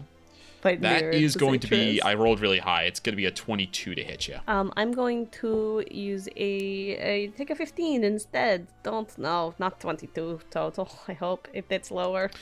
The dice would then read 15, right? That's not the new total. That's the new dice roll. I guess if you rolled lower than a 15 and you got a 22 anyway, then that was kind of a waste of a divination point. But I mean, what's your AC currently? 14, I can bring it up to 19. Okay, so giving him a roll of 15 and just hoping that he has less than a +5. Couldn't possibly help you, right? Or I- plus Maybe he I- only I has feel a like- +3. Yeah. You think You can okay? take one hit. He's got more than a +3 to don't. hit. Okay. Well, then I won't So use I'll leave this to you. I but- don't want to force you to do, but I feel like this is kind of illogical for Katya to give him a great If roll. I had a lower portent to give him, I would. Do you have I silvery understand. bars? Yeah. No. Why would I have silvery bars? I'm not a bard. I was trying to. I want to save my reaction for feather. Dude, in case something goes wrong. if I gotta had to give take everyone one a hit, I have to carpet. take one hit. It's not the end of the world. Just- Okay. Okay. I'm He not. already used the charge, so Yeah. there's gonna be no knocking prone, no extra damage. It's just gonna No be the extra straight sriracha damage. on Yep. No extra sriracha on this. It's 10 plus 6 is 16 points of slashing damage. Ouch. No prone because again he didn't do the charge. Okay. All right. That is going to be the ape's turn. Now, they do see a lot of enemies. And some of them are smarter than others. Oh, first off, I gotta do some strength saves. First off, the gorilla. Ooh, he rolled bad, but let's see what his strength save is. Plus 13, he's fine. Okay. And then the orangutan also rolls great. Okay, that's awesome. The monkeys are too far away. So the gorilla cannot move any closer. We're going to roll to see if he's going to go for Garou. He's going to use a rock. We're going to roll to see if he's going to go for Garou or the bear, though, because he just sees two big things fighting and he doesn't know. He doesn't know what's better to go with. So here we go. Odds for Garou, evens for the bear. That's an even, so he's going to go for the bear. Oh, wait, it's a dex save. Oh, he can hit both great. of you. Oh, good. 5 foot radius. You heard Dex man or save bear from and he you, chose please, both. Garou. Sense and whatnot. Mhm. Not great. Not great. I believe the total is 8. Yeah, that's gonna fail. Oh, let's roll for the bear. The bear's also gonna fail. Cool. Oh, another roll 7d6. That's 20 bludgeoning damage to both you and the bear. Okay. As he just yeah, and there's no attack roll. He was frightened, but he can't do anything about it. As he just gets up and forearm beats his chest, picks up a boulder and slams it at you guys nearly point blank. Woof. Fantastic. What's the range on that? I 90 am feet. noticing it's a Fantastic. ranged attack, and we're all It planning on is. getting on the flying carpet. It is a ranged attack that explodes in a 5 foot radius. Okay. Let's see. What's this orangutan gonna do? Jumps 40 feet by spending 10 feet of movement. That sounds rad as hell. 5, 10, 15, 20, 25, 30, 35, 40. Oh. Ooh, okay. Hell yeah. And Bro. let's see what he can do. Oh, should he cast a No, spell? don't cast any spells. I dare you to. He could. Oh, but he could bite. I think that they're gonna. I think he's gonna land here, and he's gonna split his attacks between Garou and the bear. Fantastic, cool. So I he's guess we're gonna do. not running. He's gonna do. Garou, meat or baby. potatoes. Oh, All right, you're gonna get the tormenting bite. Oh, great. Is it too late for the potatoes? Oh, I rolled so bad though. That's even at advantage. That's only a Ooh, hell 12 yeah. to hit. I rolled a 5 and a 4. Whoa. Okay. Then he's going to thrash the bear. That's gonna hit. Oh, I should. And then that'll knock him prone. And then the next one is also gonna hit. So the bear is going to take. Bear's also gonna get knocked prone as after it knocked you prone. 13 plus 8, 21 points of damage and knocked prone. As, yeah, this orangutan, all like purple in the eyes and bloated and like hunched and strange, slams his fist, jumps up in the air, lands right next to you, pounds him on the ground. Boom! One clock on the bear knocks it down. The other fists, boom, boom, and then comes down to bite you with these huge, like, scimitar-like teeth, but you just managed to roll out of the way. It gets nothing but dirt. Okay, and let's see, what do these Sioux monkeys even do? How many of them are still alive after that fireball? Well, I guess it's a swarm. It doesn't really matter. It's a swarm, yeah. Yeah. Once they're at half, they do less, but for the time being... They're not at half yet. Oh, no. Damn it. Okay, I can't. Okay, yeah, no, that doesn't work. Sheesh. That's fine. We'll just do the whole thing. Okay. I think they're too fucking far to do anything. Give me a second. What is their speed? Yeah, that's only 30. 5, 10, 15, 20, 25, 30. They will dash 5, 10, 15, and they'll just get up on the rocks. All right, Katya, that brings us to you. Let me double check. I don't think... Yep, you are out of... Actually, all the heroes are out of range for the portal currently, so you do not need to worry about that. Great. Okay. I'm going to turn to Lysandra. I highly recommend that you get on that carpet as fast as possible. And then I'm going to have to take the opportunity attack if the bear is so inclined, because Katya is going to kind of sidle around the rock, throw a hand onto Garou's pauldron, and cast Dimension Door to get both of us onto the carpet. No, I want to kill the orangutan. Choosing to do that with Garou instead of Lysandra is bold. Lysandra, I trust, will be smart and get on the carpet, and Garou will stay here and die. All right. It's fair. Bear attack. Wait, Dimension Door is. I do have to. creature? I do have to DM do homework. I believe it's a willing target, right? Garou, if you cost me a 4th level spell slot, I'm pushing you into the hole, and you can deal with the rest of the shit yourself. Sorry, what I missed? What was happening? I was looking at stat blocks. I think technically what's Dimension Door is one willing creature, so if Garou is unwilling to be teleported, then he won't get... I also have Dimension Door. There might be a save if they're unwilling. I don't know if there is. No, it is one willing creature. The spell will still work. You will teleport, but Garou would not go. Garou might get left behind. Wally, is Garou willing or unwilling? I did give some baller advice. At the psionic orangutan in front of him. Is this the one with the exposed brain? No, those are the Sioux monkeys. The little guys. Oh, these. Okay. And then he feels Katya's hand on his pauldron, and he whips his head back, and he watches as she starts to cast the spell. And then he looks behind him and he sees the grizzly bears and the lizard. Thinks for one moment, and brings his hand up to the medallion of the Unicorn Knights, and just lets out a huge breath of air out of his nose, and will teleport. Okay. Both of you go ahead and end up on the carpet. Katya, you did get hit from the strike, so I will go ahead and roll the damage for you quick. Yes. He's not mad, just disappointed. That is 18 points of slashing damage. And I hope that my words got through to Lysandra and she will flee with us. Hopefully.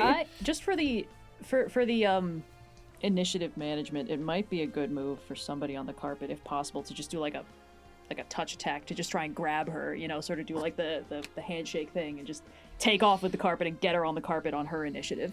I think it would, because if we all have to wait around to initiative 5, it would have to be. Might be in trouble. It would have to be Garou. Well, the rest of us have used their actions. Here's the good news. Garou goes, then it's only the lizard. Everyone else is gone. Yeah. Okay. So you only have one more bad guy in between he's not a bad Garou guy. He's just a little guy. He's a little lizard. We don't know that yet. He's just chill. We don't know that yet. He's super that cool. lizard's gonna look at us, blink both eyes out of sync, and then spit acid or something feels at like a us. cruel I do love it Smell when it. lizards blink out of sync. You do know love me. the lizard You really got me pegged there, Red. Cool. Garou, that is your turn as you appear on the carpet. Okay. He's not happy, but he's been told to play nice. He's going to shoot daggers at Katya. Blame me for everything that goes wrong in your life, as you get to continue living it. Would have liked a bit of fun, but I guess we're playing.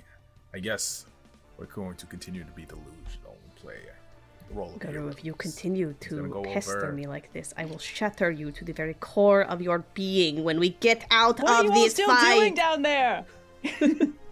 Hello? Get on the carpet. Garou, who is about to turn and go pick up Lysandra, says, "Do it now." Bro. You forget that Bro. your weapons are your big little axe, and mine are words. Hello? Be very sure that what you want is for us to get out of here, and for this to end badly for you. But in the meantime, are we trying not to die? What's going on? Lysandra, get on carpet. Is this some sort of group suicide pact? Why are you all arguing so much? Don't make threats without following. May I suggest we do this when we are above the conflict? He will move with his long. I have a 10-foot Yep. reach. He will just grab Lysandra. He says, "We're going to be your knights in shining armor." He's just going to pick her up, put her on the carpet. It's time to go. All right. She ends up All on these the dark carpet. romance protagonist jokes are really coming home to roost at once. Kireek, you have a held action. You want to move the carpet? I guess technically I did. My it works out in the end. My held action was when Lysandra gets on the carpet, I will fly up 30 feet. Okay. Yeah, you rise 30 feet into the air. Yeah. Cool. That brings us to the horned lizard's turn. He is going to... he's going to move up. He's going to bite at the swarm. We'll resolve that in a moment. The first thing he's going to do, though, is seeing you get away. His eyes are going to move in two different directions. Right? You so hard. He's going to focus on who are the two nearest. That would be Garou and... First, he'll move here. That's going to be Garou and Lysandra. And I need you guys both to make Constitution saving throws. Okay, Jason Funderburger. Okay. You watch the eyes focus, and they contract, and they're going to squirt blood at both of you. Oh, The God. eyes squirt blood? I eyes actually squirt know blood. about this one. That's a Yes. real thing. No, this one's really cool. That's a real Um, thing? Yeah. Yeah, this is a real The thing. acid maw was expecting too little from you. That's a 19 con. You are going to save.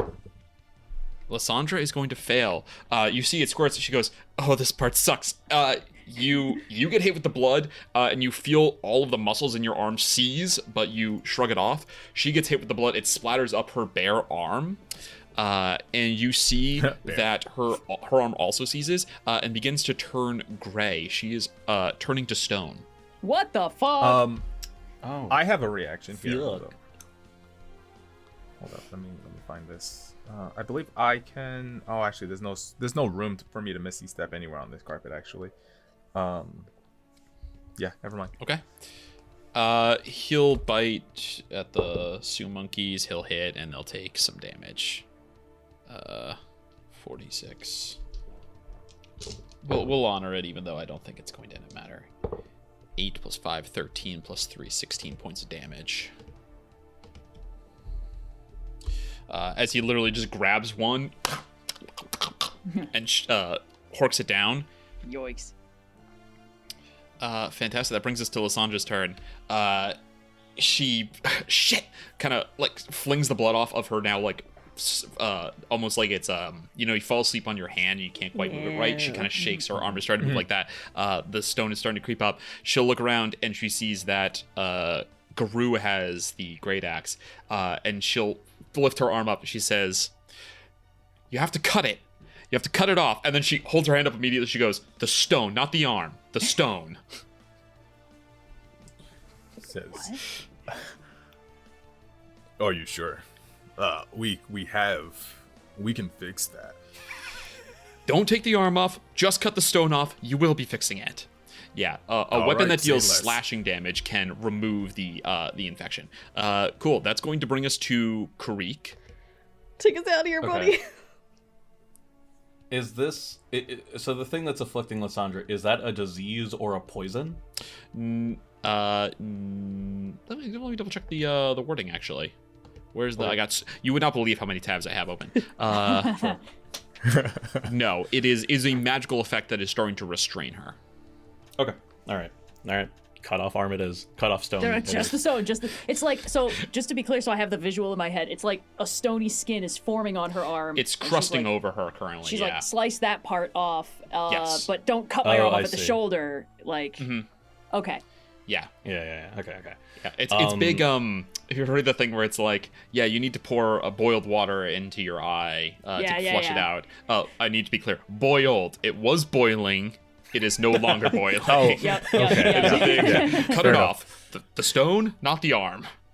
Yeah. Okay.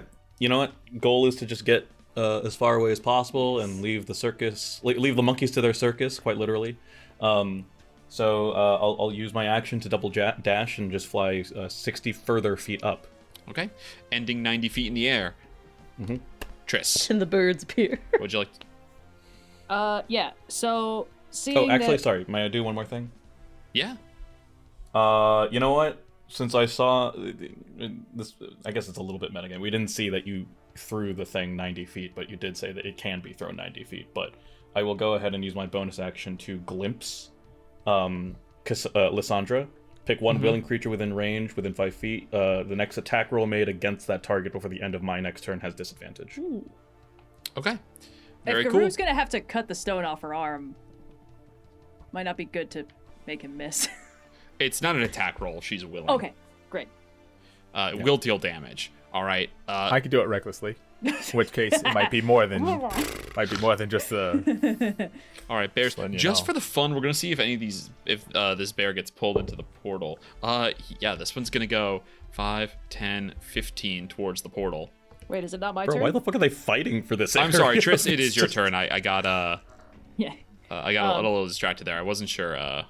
All good. Moving back. I don't know if yes. what you're gonna get up to. Seeing the speed at which the carpet is skedaddling, she's gonna use a quicken spell to cast fly on herself, and then she's going to use her movement to fly 60 feet up and have the dragon. So she doesn't need the dragon carrying her anymore, so she's not slowing the dragon down. Yep, So the she's dragon gonna can fly also 60 dash feet. if you wish. Fantastic. The dragon can also dash, which means total speed of 60 feet, so we can keep up with each other. Yep. Yeah. Fantastic. Actually, if I'm using my bonus action to command the dragon, I don't need to quicken it, and if I'm not using my dash action to go 120 feet, I can just do it normal style. Use your action. So, Yeah, fantastic. Yeah, we'll do it normal style. Normal style. I forgot that you could even do it normal style. Me too. It feels weird. Just taking to the air, flying up, the dragon following you. I know why we have to leave, but it just seems like those monkeys would make such a good snack. I There understand. may be dead but- monkeys for you yet. They gave you tummy ache. All right. The exposed brain is kind of worrying. So, I assume we're all leaving. There is only one thing further to resolve. Every other monster does not have enough range to deal with you. So this bear slides closer. The other ones are going to start moving in to attack. However, the four-armed gorilla. Yeah. The four-armed gorilla in the room. Let's see. Is there a recharge on this? There is actually. There's a recharge 6 to see if you can get it back. So I will roll in front of the group. If he gets a 6, there is a big ol' rock coming at the middle of the carpet. I'll roll in front of the group here. Nice. Is the carpet not too high up for them? It's 90 exactly foot at 90 range. feet. It's exactly 90 foot. Oh. All right, here we go. Ready? D6. That is so close. With a 5. I was going to have you guys roll Rolled strength a saves to 5. not fall off the carpet, too. Yeah. All right. In that case, it goes to Katya. Katya, if there's nothing pressing that you want to do, we're going to drop initiative to give Garou the opportunity to remove the... On Katya's turn, he says, "At least don't let them get away. I know you can track them." I will deal with them later. For now, let's just get out of the immediate danger. And yeah, Katya's not doing anything on her turn other than being on the Okay. carpet, so Yeah. you take care of what we need to take care of. All right. Garou, you notice that the stone is getting ready to spread. If it's not taken care of this turn, she will become petrified. Cool. Guru is just going to turn to Lysandra and say, "Is that your dominant arm?"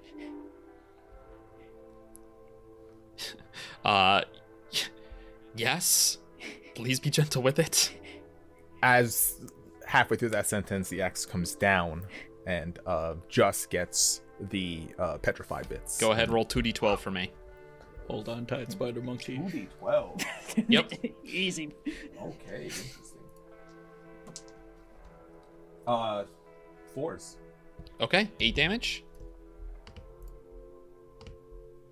I think that's the first damage she's taken. Yes.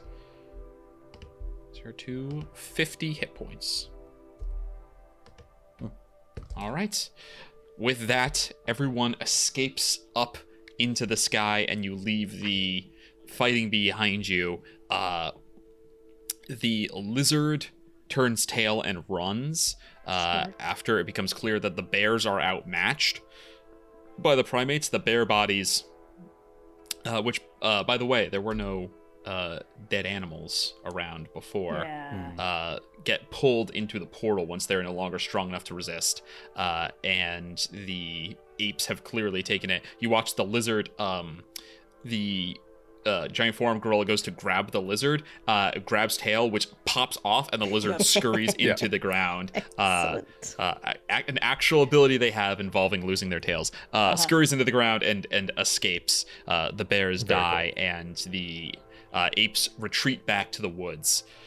You watch as, the slice that's on Lysandra's arm looks like some intense road rash. Like she's it's clearly hurts, but there's nothing broken. She's able to move again. It's just that it's torn up all on that side where the blood splattered and was turning to stone. Garou gets to pulling out his he doesn't have a medicine kit. Can I make a medicine check here and just bandage it up real quick? Yeah, go ahead, make a medicine check. See if you can impress. Not trying to impress. Okay. That's a 14. 14. You're able to dress it with some decency. No hit points regained, but you are able to. What are you going to use to dress it? I imagine he has an herbalism kit. He doesn't have a medicine kit, gotcha. So he pulls out he makes some. Got some cheesecloth kind of material in there. Yeah. Sure. Yeah. Mm-hmm. You don't want to tear a strip off of somebody's outfit. This could be how we get the bear midriff Katya redesign for season 2. You see, wraps around. She kind of gives a motion. Well, it's not great, but better than the weary spirit. Thanks. Garou doesn't say anything, and he turns to the rest of the knights and says, "So, the issue is the apes." Indeed. I'll turn to Lysandra. What do you know of this dynamic? You have been observing them for some time. I've only been there for a little while. Spent most of it hiding so that they wouldn't come out. The apes are a problem. I don't know what's up with them. Don't get me wrong, but the bears are just as violent. Half of the fights, it's the monkeys. Half of the fights, it's the apes that bring it out. Lizards only ever seem to come out once the other ones start fighting. But from what I can tell, it's a turf dispute over that, and she motions to the portal, which is coincidentally what I'm also here to observe, so that's why I was trying to lie low and draw attention. But as soon as one of them goes to take the area, other forces come in. Swings back and forth. Usually the apes win, but it does not seem like there is any limit to the number of bears either, so for now, it's a stalemate, each one of them waiting to get the upper hand. Best I can tell. And why do they retreat if the apes have the upper hand? Eventually enough bears come and run them out. Plus, you can't stand next to it for too long without getting pulled in. It's got a strange, almost magnetic force about it. It wants to draw things through it. Yes, I did observe that. Is there a limit to the size of thing that it can pull through it? My spell was quite small, but those creatures, much larger. I haven't gone down it myself. Wouldn't want to try. Well, I do want to try, but not before carefully observing where it might not suggest head. Doing that, yes. It's pulled the bodies down just fine. No, there's been plenty of dead animals. None of them have piled up yet. I didn't see any on my way down, so I suppose they must be going through, although the question is, are they going through in one piece or not? They could be going through to become Lovely. fodder for our particular enemy's experiments. This did sort of pop up after Vasilix's machinations. I don't know beholders be capable of creating these kinds of portals, but I don't know them not to.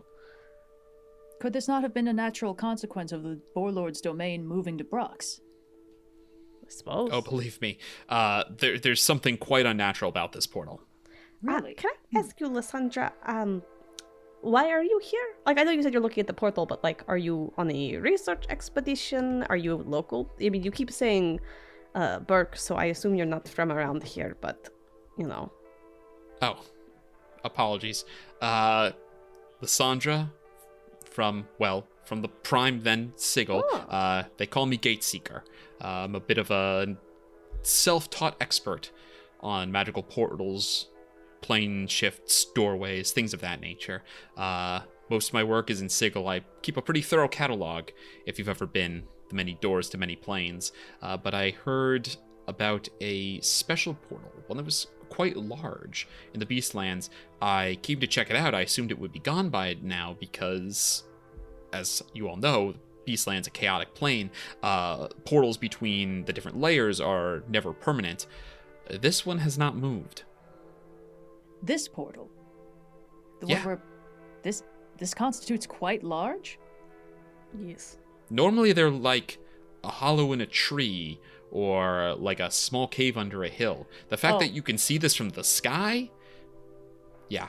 I see. So it's the This is crater, not big. the aperture itself. You have to. Yeah. I mean, I'm sure that ones of this size can happen. They fall far to the end of the spectrum, if you can imagine that. Most of them fall into this kind of average range, and then there's diminishing amounts of each extreme size. So very few small size, very few large size. This definitely falls within the realm of possibility, but what's surprising to me is that it hasn't changed. It should be unstable. It should have gone by now, but instead there's a war being fought over it. It hasn't gone anywhere.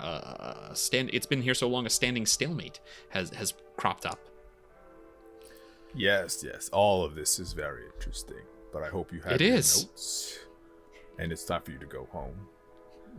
Let the adults clean this up. Says the guy who brought the conflict on top of her by jumping off a magic carpet, landing on the ground, and shouting. I like you. You must be the smart one. And now we know more than ever. I see no flaws to my plan. Your plan nearly got all of us killed, including this lady who has more information than we ever did about what this portal is and came from. And not to mention, you say it's a material plane. Trystine, trying to get to a material plane at some point, this is useful. And it would have been actually, and yet you're still here talking my ear off. I did want to bring up something, actually, if we can put this, whatever this is, on hold for a minute. We have actually had experience with the creations of Vasilix being capable of planar travel before. They created some form of giant mutant snake that attacked my home in the material plane, I believe it's called, and brought me here through some sort of aperture that closed almost immediately thereafter. There was a monstrosity that could travel through planes? I'm gonna pull out the Fang of Grofgander, little dagger. It's like, yes. She immediately pulls out her book and flips through and starts, tell me everything you remember. Garou sighs, sits down. He says, fine, tell her the whole story. Well, you were instrumental in it. You did slice it lengthwise. Anyway, yes, very big snake. Quite nasty. Gross. Parts of an elder brain spliced into its actual brain. There are creatures known as mind flayers about, and a thing known as a beholder somewhere loose on this plane. Yes, we all know about beholders and mind flayers. Yes, exactly, yes. So, this is kind of Garou, refreshing. who has only the learned time about knife, these we've all things like seen a it. couple days ago. Yes, well, it seems to have been used as some sort of material acquisition tool by its creator, a beholder named Vasilix, if that wasn't already brought up. Objects it swallowed seemed to pass from one place to another, as its stomach was empty when we sliced it open later. But it was quite gross. Very, very unpleasant thing. Strange. I mean, obviously creatures do have innate plane shifting abilities. I've never heard of a giant serpent that could do it, let alone with its stomach. But you said it was mutated. It was engineered. Yes, in some way. Kireek has the planar tunnel brain segment that was extracted from Grofgander that I believe, if used in a a material component, it'll create a permanent portal. Permanent portal. Yes. So I'll bring it out and let Lysandra Little inspect brain it. in a jar. I don't really know what it looks like, if it's just a segment of a brain or if this is actually kind of a hefty thing that Kireek's just been lugging around this whole time. No, I imagine that it's in a jar and it's like the distilled down like brainstem and cerebral fluid basically is like what you've got left. Gotcha. Red thought that was pleasant. The face I made. Fascinating. Is this the only one you have? Indeed.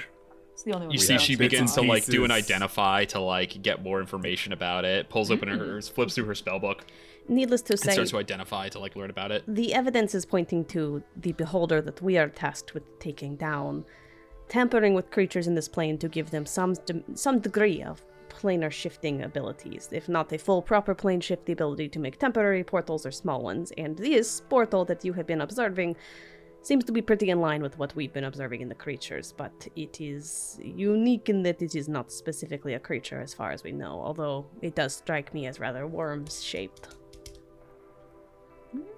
Could have made anything happen here, specifically anything. You said it could be like creature. Have you seen anything here? Like that big snake was here, or Well, the anything entire else? The domain of the lord Warlord. of this plane perished near here. Oh, that'll do it. Sure. She started to scrawl something in her notebook. I mean, a translocation between two different layers on the same plane. Sure, that makes sense. Creating a permanent portal, I've never heard anything quite like that before, but no such thing as coincidence. You learn that out when you're on the wheel. Scrolling. This is quite the mystery. So, when you're ready, you can just let me down nearby. I'll sneak my way back so that I can keep observing it. I suppose that's your prerogative. Garou attempts to command the carpet to start going down. No. Nuh-uh. Could I suppose we probably cannot dissuade you from continuing your observations, but should you find yourself in need of a place to perhaps take a break and rest, you could head to the Grove of the Unicorn. It's our home base. It's just sort of, and Katya will point in the direction I know it to be, but that I, Sophia, cannot indicate to you. It's that way. Riverboard. It's easy. You guys are way up in the air. It's easy to see the direction. Or you could go home, unless you have some useful information for us. You know how single-minded you are currently, that you cannot entertain the notion of any other plan taking place? Okay, imagine I'm twice as single-minded as you. And you'll start to see how fruitless this endeavor is going to be. May I propose a third possibility, angle of approach? Because I, would never claim to understand your wizardly methods of research, but how much have you gleaned of this thing from... Sorry, what? Yeah, you're being too humble. Oh, well, that's very kind of you. How much have you gleaned from sitting behind the rock and looking at it? Well, I've been able to take some measurements, do some observing of the different patterns when, she kind of like motions. She can detect magic and stuff like that, right? Of course, yeah. She's basically been doing like field observations. Yeah. So still a lot to learn. I'm still a little unclear on the field of the sphere of influence, what's making it pull things in, of course, the nature to why it's permanent. But I am curious if it was incited by this shifting of domains, like you said. That would be very strange indeed. But one thing's for sure, I'm going to keep studying, but it's dangerous, and it's no reason why it's no question why it's dangerous. Yes. A permanent portal in a chaotic plane is one of a kind. You control that. Who's to say what you could get up to? Yes. I was going to suggest we may want to. You said the lizard only participates when the other two come out first. It seems like it's seems sort to of be an reactionary. Yes, a bit of an opportunist. And the other thing I observed is that lizard tunneled away. It's possible there may be insights about this portal underground. Maybe, but I didn't bring a shovel. Yes, but perhaps if we manage to explain to the Lizard Lord that we're not hostile and we're not interested in this power source that he seems to be sieging, there may be some possibility of parley and perhaps research from angles we couldn't approach on our own. I had sort of a similar thought. We've got 3 parts to this conflict, but only one who is truly our enemy.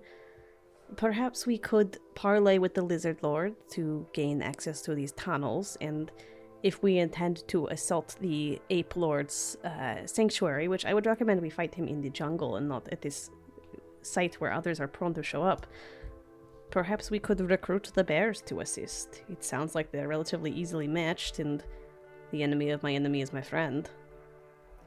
Well, that didn't really take place when we were down there. Yes, but we showed up with no, indication of what we were doing to the territory they're all fighting over, and did not declare a side. If we approach them at their, the lords themselves, perhaps we'll have better luck. Whether it's lizard or bear, or we just go straight for the apes, I think it's going to behoove us to not fight at this portal necessarily, if we can. Oh, I agree. That seems like quite the hazard.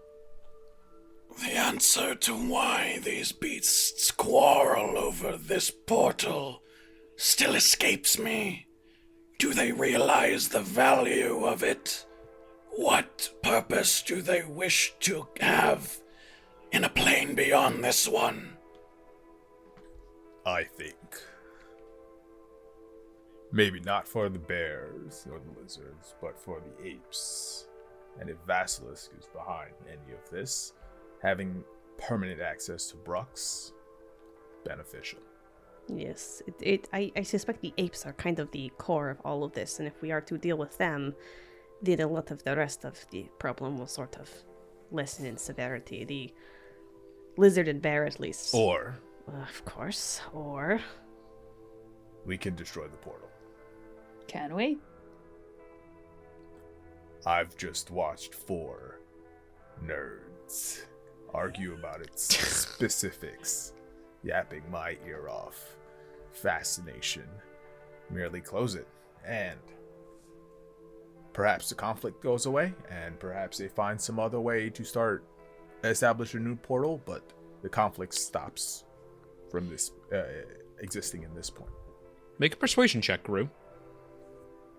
Okay. I guess the thing that I'm still hung up is like, it makes sense that the 18? apes would want to try and get through the portal and whatever. Sorry, I totally spoke over your roll. It's okay. He said 18. Noir, please finish what you're going to say. Yeah. The thing that still gets me, and Kireek is still trying to find the words to kind of properly describe and explain this, is like, yeah, that makes sense that the apes are trying to get control of the portal, but then why are the bears defending it? So I think my cold read is not that the bears are defending it. I think it's that if the apes are encroaching so close to their territory shortly after the boars were trying to declare war on them, the bears are probably they think they're fighting like on a defensive. Yeah, I get the idea that this or is maybe kind it's of just like if they want it, it must be important. This is just like on 3 lords' territory, and the apes are aggressive, and the other 2 are just sort of like anti the apes, regardless of what the thing they're being aggressive about is. So like, I mean, there might be a different reason that they want this portal for some reason. I do not know the machinations of the Lizard Lord. I wish to, but I don't yet.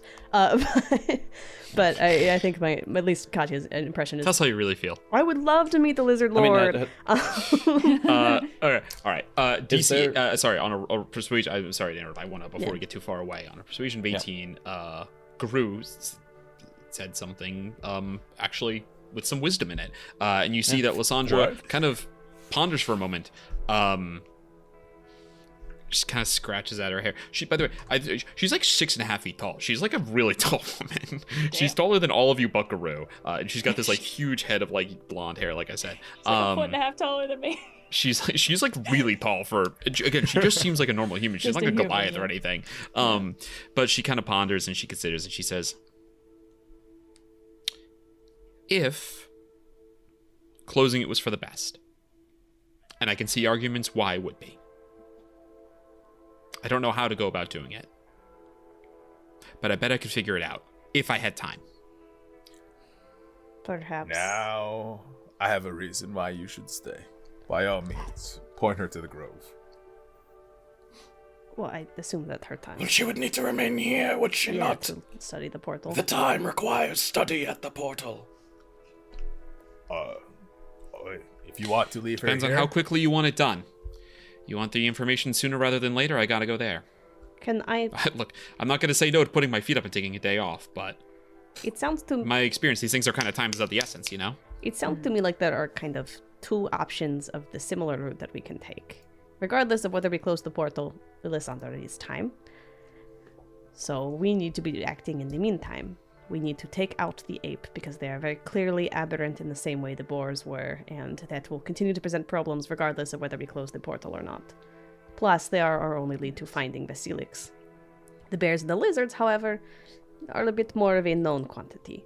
We could either go to the center of the ape's stronghold, wherever that may be in the jungle, and try and fight them there, and then go parley with lizard and bear, perhaps separately. Or we go parley with lizard and bear first, see if we can gain allies or at the very least resources in some way, and then go attack the apes. But I'm sorry, I just remembered something. yes, Austin, did you say I was seeing like spears in the hole, like as I descend my arcane eye? There was there were some spears like stuck into the ground nearby. Okay, so do I think that the effect of the portal is only on creatures and not inanimate objects, or do I think they got wedged in the dirt and that's why they weren't pulled in? The latter, not the former. Okay, never mind. Sorry, I thought I was They're cooking. Because your arcane eye got sucked. Your in. arcane eye did get sucked in. My I was a arcane eye little got unsure sucked about in, it because it's like it's not really a thing, but it's kind of a thing. Yep. Okay, we're good. Sorry. Please continue. Yes, so I we can- understand that you all want to be careful, but I recommend we go for the apes first. Eliminate the threat, and then make sure that whatever the lizard lord and whatever the bear lord wants to do with this land, his dispute is handled afterwards. In the meantime, what I will not budge on is that if Lysandra wants to stay here, study and figure out a way to close this portal, we have to make sure that she does not die before a solution is found. Dragon, I propose you stay here and protect her. It's not a terrible idea. I do fear the dragon is one of the most visible members of our party in terms of trying to hide out and study a portal. Well, there is a notion of him like being kind of large, but he is technically sized medium. He's technically only the size class as large as you Like a guys horse. are. He's He definitely is not. Yeah, he's absolutely bedazzled. He's Full-blown absolutely disco ball of a bedazzled. creature. But he can fly, so he could, I guess, fly her out. He of there. can fly. Yes. I would be very good at protecting her. No harm would come to her, and it's possible I would even eat some of those monkeys in the process. Well, I did know how much you wanted to do that. I'm actually inclined to agree with Garou in terms of defeating the Ape Lord before we approach the other Beast Lords. If nothing else, because I rather feel like having that feather in our caps may make the diplomacy much easier. Yes, it does seem like that is the obvious route. The Ape Lord seems like a pretty direct moment that will happen, and dealing with it will probably also inform how we deal with the portal and this other two lords. So I think in this way we are agreed. And if you are amenable to your dragon friend being left behind to defend Lysandra, I see no reason to not allow that. Does anyone want to know what Lysandra thinks? Do you want the dragon to defend you, or do you want to stay alone in this area of great conflict? I'll take the dragon. Yes. We can go down. They usually need a little bit of time to lick their wounds, so we should have a little bit of time if we act quickly. You can move in and out much faster than they can move. And if I need to sneak in, I can always try to get back to you. She kind of shrugs. She says, I have my ways of getting out of a tight spot. And she'll point to Katya, who's on the opposite side of the carpet, and you guys, she'll teleport. She has like an always teleport thing as part of her conjurer ability. So you guys swap places. As she kind of pulls you. Oh my goodness. Yeah, you guys swap places. And Two wizards. she says, I can get out of a tight space if I need to. You study portals long enough, you start to see the little ones everywhere.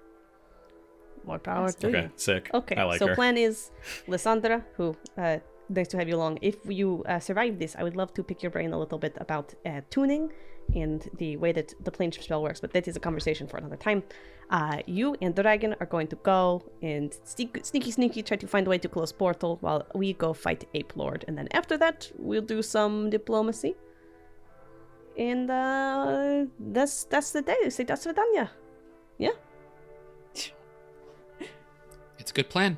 she will gently get up and move over to the dragon. All right. If all goes well, I should see you back at this hollow. What would you call it? If everything goes Grove. tits, Grove? I'll go to the Grove of the Unicorn. Yes, that goes double for you, cousin. If I know how much you. Your cousins? Yeah, well, several Sorcerers, generations, you of course. know. Yes, I. You know, you Yeah, think I yes. wouldn't be surprised anymore. All right. I'll keep him Yeah. safe. I'm sure he'll keep me safe. Yes, I'm sure you will. All right. Lysandra and the dragon will peel away. So do you have a name, or do they just call you the dragon? And then it flies. And I should have given her an instruction not to name the dragon. That's Honestly, that's a load off my mind. If I come back and she's named the dragon, I'll be like, okay, Yeah. Auntie Mission Lysandra's named the accomplished. That's me not in trouble when I get back to Grandma, okay? I'll be like, Someone else listen, did it." I was saving naming privileges for you, but we met this wizard, and you know what wizards are like. Oh, Tris, we should have asked her what city she's from on the material plane. We could have identified your home on the map. What, you assume there's one city on the material plane? No, there's more, but like she probably has a better grasp of geography than you do. Her whole job is find place portal from place 1 to place 2. Well, if all goes well, we can ask her when we get back. hunting party, your plan is to head where now?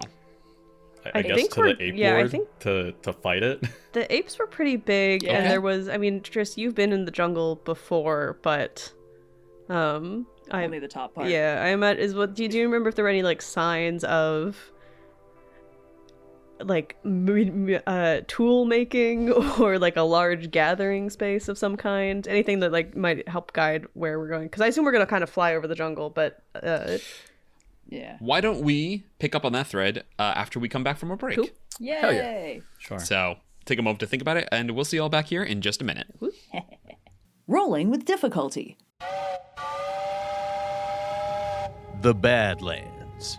Legend has it that beneath the dust, something old and powerful still whispers to any gunslinger foolish enough to listen. One day, aboard a doomed train into the wastes, 3 unlucky travelers hear that call. A runaway socialite, a shape-shifting bounty hunter, and a retired thief turned family man. Will our outcasts find what they're looking for? I mean, we're already here. Let's have a little fun. You really went in there, guns blazing. I thought that was the plan. My potions are miraculous. I thought we were being quiet. Oh, Stump only has 1 volume. Sorry. Wild roses grow out of his mouth, having filled his lungs. What's happening out there? Violence. Find out on Mage Hand High Five. Rolling with difficulty. And welcome back. When last we left our heroes, you are, after visiting the site of the crater, which turned out to be a portal to Brux, getting caught in the middle of a turf war between many different beasts, and meeting the gate seeker herself, Lysandra, you are now heading towards, correct me if I'm wrong, the jungle, which has a name, which I'm forgetting. Hold on, what was it called? Not the canopies. could we Canopy switch Crown, back I on think? Roll20 to the map Canopy's of Crown. Kragala? Yeah, happily. Yeah, you guys are en route to Canopy's Crown, which is, I mean, it's immediately adjacent to you, so you can immediately go right there. My question is, what is your plan, hunting party? Now, my inclination is that big rock, and I'll point kind of towards the Forbidden Plateau where the river on the map meets the big structure, is probably close to where the ape stronghold is, but I don't know that for a fact. That's kind of just intuition. And if anyone has a stronger plan about how we could track these creatures, I'm all ears, because I could do magic about it, but if I say spell, tell me if there are apes around, I'm pretty sure the whole jungle is going to light up as, hey, apes in here, you know? Well, the dragon and I saw, the dragon saw a few when we killed the pterosaur. So we could probably start there and search outward. Additionally, do you remember the carcass that we found in the canyon? Its ilk are what resides upon the plateau and around it, not the apes. Oh. I would be surprised if they would cohabitate. Then perhaps we stick to this side of the Phantom River. Okay. Looking around, is there any like particularly dense part of the jungle that we can see, or any notable landmarks in the way that like the upside down tree obviously stands out from the area around it? Like, is there anything kind of like that? Great question, and the answer is no. From above the trees, I mean, like, right near the edge of the forest, you can see in, right, there's that transition from the greenway into the jungle, so, like, it starts with smaller plants and ferns and starts to grow up bigger trees. So from the edge, if you're down at the edge looking in, you can see into the forest a little bit. But if you're in the sky, it's just canopy. It's just treetop. And you can see, like, birds and stuff flitting about a little bit, but there is, like, if you are flying over the trees in the carpet, looking down, all you're going to see is green. There could be, $1 million sitting on the forest floor there, and you wouldn't be able to tell. Looks like we're going to have to do this the fun way. Do I still see where all the carrion are kind of circulating around? Yeah, you can see where the Aerosaur is dead. I see. So we could at least use that as a landmark and start there, as Triss had recommended. Sure. I can pop up a locate creature to attempt to identify the ape, but I will say that the limitations of the spell is there are a lot of apes in here probably, and also the one that we're looking for, I suspect, is going to be beyond the scope. It is just looking, if you're just trying to find the Ape Lord in there, it's a needle in a stack of haystacks currently. I don't know, maybe we can challenge them to a trial by combat and they'll just lead us to the Ape Lord. I would not say no. Pterosaur then? Pterosaur sounds good. Good place to start. Aerosaur? Right. What was it called? Aerosaur. An Aerosaur. Aerosaur. But yeah, it's a Pterosaur pterodon. looked big. Yeah. Fantastic. Yeah, it's from the giant supplement. While we are flying, well, I'll probably wait till we're there. But Katya will offer to Rary's telepathic bond us at some point. It has a 1 hour duration, so she probably wouldn't do it until we're getting closer to actually confronting the Ape Lord, but that's on the table. I just wanted to highlight it. Cool. All right. As we I do have one thing. As Kireek is navigating towards where the Aerosaur's corpse lies, he'll just kind of like pipe up and say, As we navigate the jungle to find the Ape Lord, I am impelled to bring up 2 points. 1. Though we were able to succeed fighting against the Ant Queen and her ilk on their territory, proved nearly fatal to us.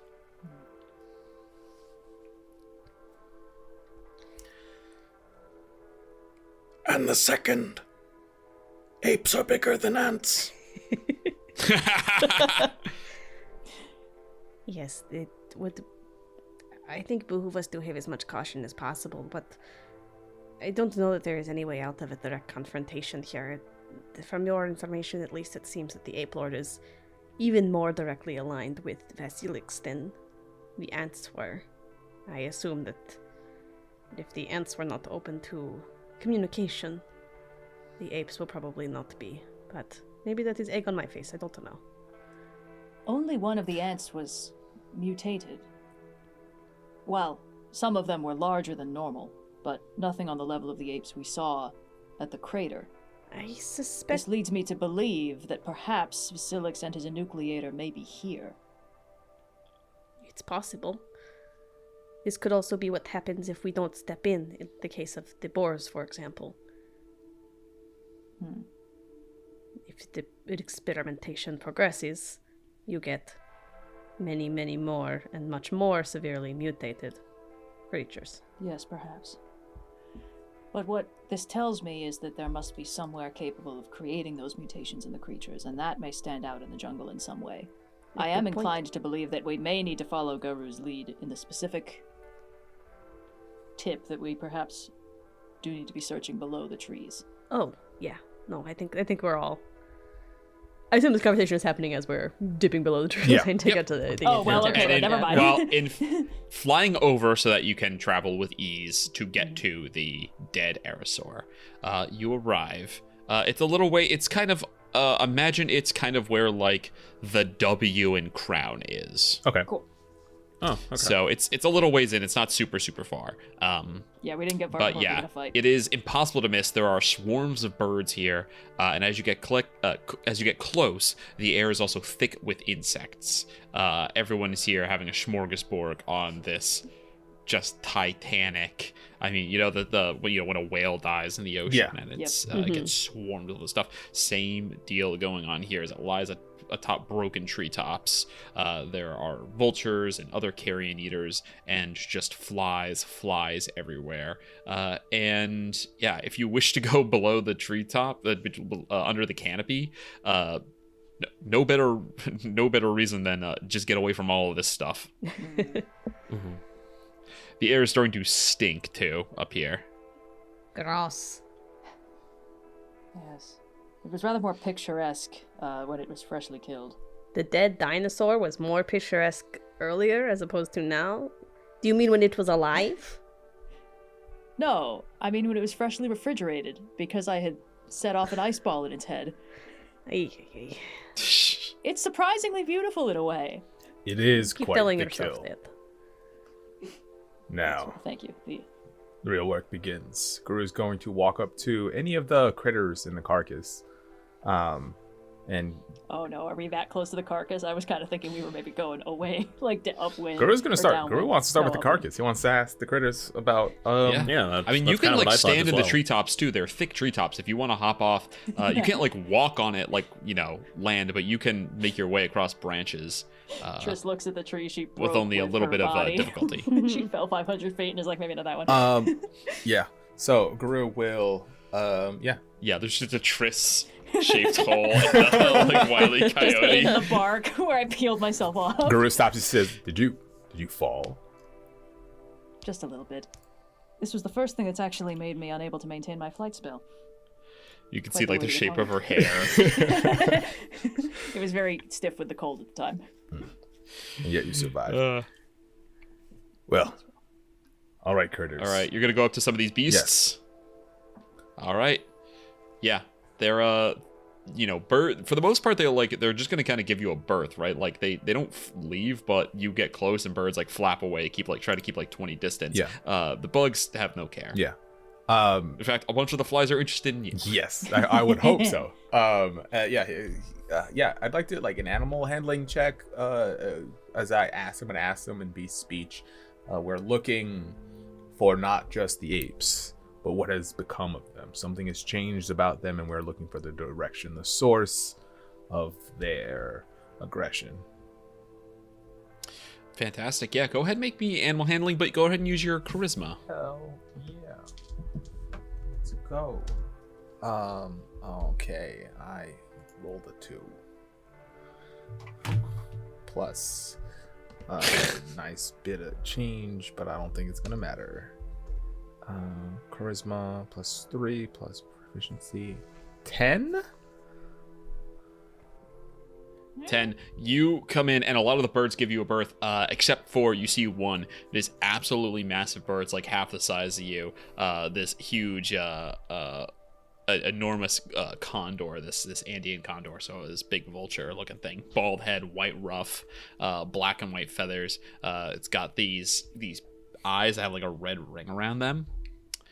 You see that as you come close, a bunch of the other birds leave, and then it kind of looks at you, goes back to tearing strips. You say that, and it looks at you and just says, in bee speech, "Dead meat." I'm not here for your dead meat. And I would takes off another chunk. And I would not like to join in the fate of this creature. However, unless you don't want to become dead meat, I highly recommend you point us in the correct direction. Go after the monkeys. You're dead meat. Better stay up here. safer with the dead meat. And which way is unsafe? You see it flaps its wings, huge wingspan, like 6.5 feet wide, indicating all around. Like they're everywhere around here. Great. You'd roll 10. Yeah. That's what a 2 will do. Garou will turn back to the party. He says, fortunately, animals are not always the smartest. Well, where Garou strikes out, Katya steps in, and I'll take some fur of a bloodhound from my hat and just like sprinkle it around me for a moment, and I'm gonna pop up a locate creature set on an ape specifically. I'm assuming that it's not one of the New World monkeys or an Old World monkey, because monkeys, not apes. So I'm specifying. Monkeys are technically not apes. Yep. There is but I'm assuming Ape Lord as a is stickler an for ape. these sort of things, I did consider calling it the Primate Lord, and I thought that sounded dumb. So instead it's the Ape Lord that is domains over all primates. But, you know, sometimes we have to sacrifice specificity for drama. But sure, you'll choose an ape and cast your spell. What is the range for detect creature? 1,000 feet. It lasts for 1 hour if I maintain my concentration. If the creature is moving, I know the direction of its movement. Can locate a specific creature known to you or the nearest creature of a specific kind. So I'm kind of just hoping to... Oh, if there's any thicknesses of lead in between me and the Ape Lord, that I can't. Oh, fuck. Did I mention these trees are all made out of lead? Aww. Dang it. Fantastic. You cast the spell, and immediately, you get a ping to the mountainward side of you. It's most of the way 1,000 feet away. It's like, you're talking like 700, 800 feet away, and it's moving towards the crater currently, but not quickly. It's not like dashing or anything. You've got a bead on it as it moves. There is at least one significant ape moving towards the crater, although I would suspect that Does it tell you multiples? It just says nearest creature of a specific kind. I guess it doesn't necessarily tell me multiple. Hold on. I'm a little unclear if it's literally the nearest one. Like, if there were 100, you would just get one ping, or if it's like, oh, you can tell the one. So it sounds like you get one ping on the nearest one. Yeah. So it's that one currently. I think they deprecated out that ranger ability that's like, how many spiders are within 1 mile? Because then the Oh, DM yeah, has to I remember fucking that figure being a shit thing. out. Yes. Yeah. Yeah. There's at least one ape for sure going towards the crater, although, again, I don't know 100% that it is not just one of those attack guys that we ran into before. Who knows? Maybe Four Arms was the Ape Lord. It's kind of hard to tell. Yeah, that was you almost had him. But would it be possible to try and locate an ape similar to the ones that we fought at the crater? That's kind of what that was. Yeah, that's what that Yeah, casting. I mean, there's a possibility it could be like a normal gorilla. Yes. Now there's. Or Siamang, one of the lesser apes. Now I'm gonna leave locate creature up just because I feel like if any other ape gets closer, maybe it'll supersede and it'll be like new one approaching. But I would love to kind of with this information, maybe make a investigation check to see if there's any signs of apes having been in this clearing. There's all these birds around who are scavenging. Some apes are omnivores. Yeah. Perhaps they were around. Yeah, so you want to head down into the canopy. So Garou is on top talking to everyone. You want to head down beneath the canopy at this point? I guess if there's any signs. There's not much to investigate. Oh, if you want to look at the beast itself, I understand. Yeah, Sorry, just like investigation. the area. I immediately went to tracking. I guess I'm thinking of it being in like a clearing, but yeah, like it's whatever the area immediately surrounding us is. Like looking in. Yeah, trying to figure out what's going on. Go ahead, roll me an investigation check. It's a 21. Fantastic. Yeah, you go, and it's pretty tough to get a this thing is fucked up looking, bloated and filled with all kinds of holes and whatever. But you do see some cuts. You do see some pieces that have been clearly eaten away. And you look at them, and you think that they were maybe made with like a crude knife, like a stone knife. So some crude tools might have been at work here. Something distinct from the bites from the buzzards. Well, the apes have definitely been here, which implies that they left here. So kind of following where the cuts, like the angle the cuts are from, are there any signs of movement in like the canopy or like a trail, I guess?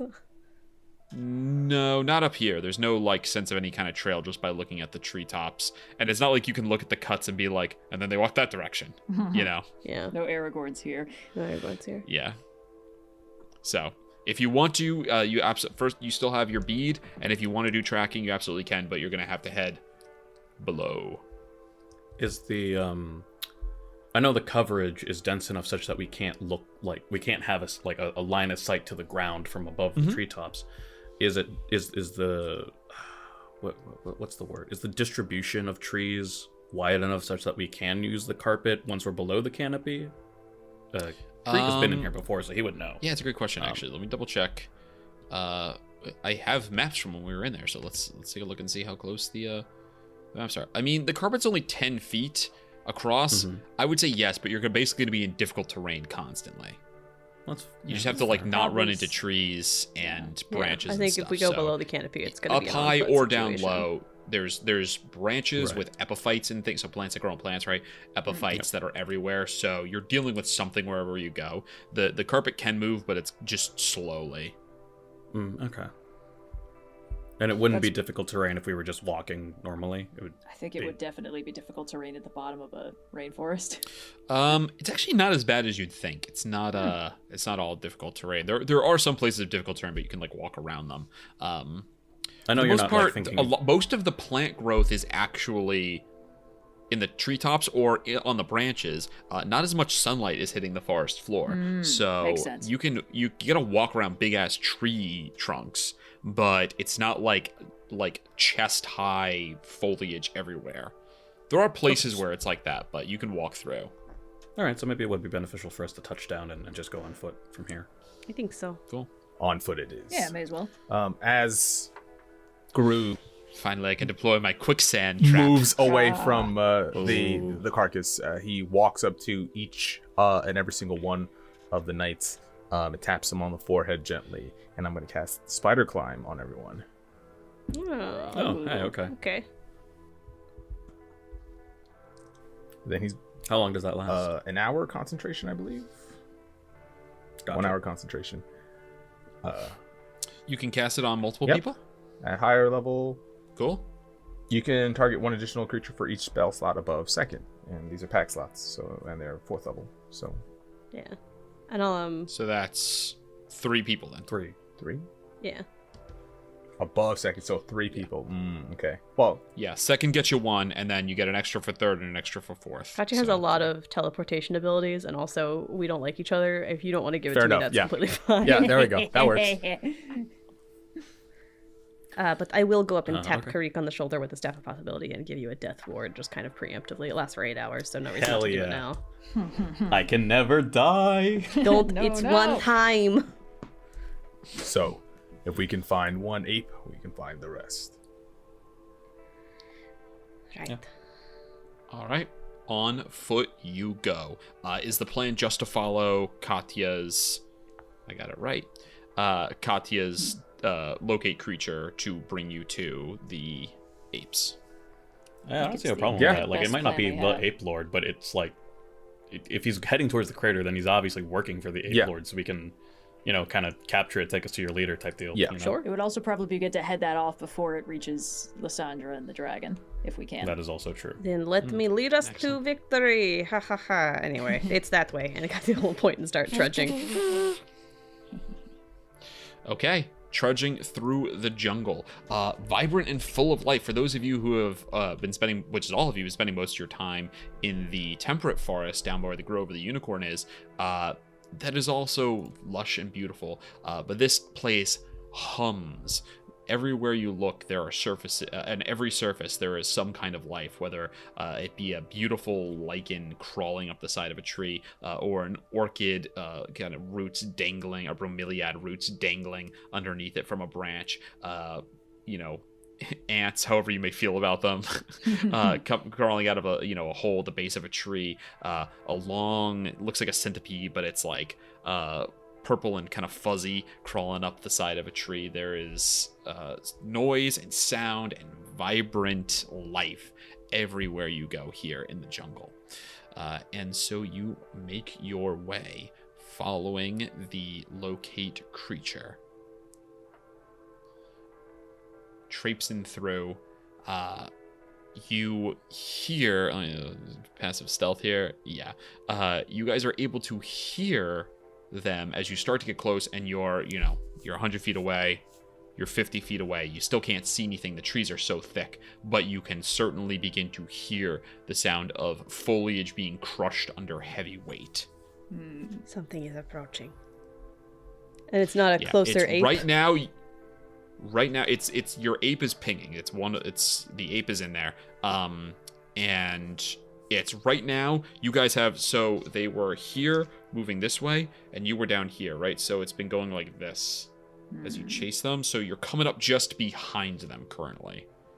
Unless you wish to get in front of them, which you could have done to cut them off. No, we just need one of them. So Garou's going to do what he does best, the ambush predator that he is. He's going to find, he's going to sort of pull ahead and try to get as close as I can, so I can see which one I could possibly, yoink from the pack. Cool. Well, why don't I... is everyone okay with Garou going a little bit ahead?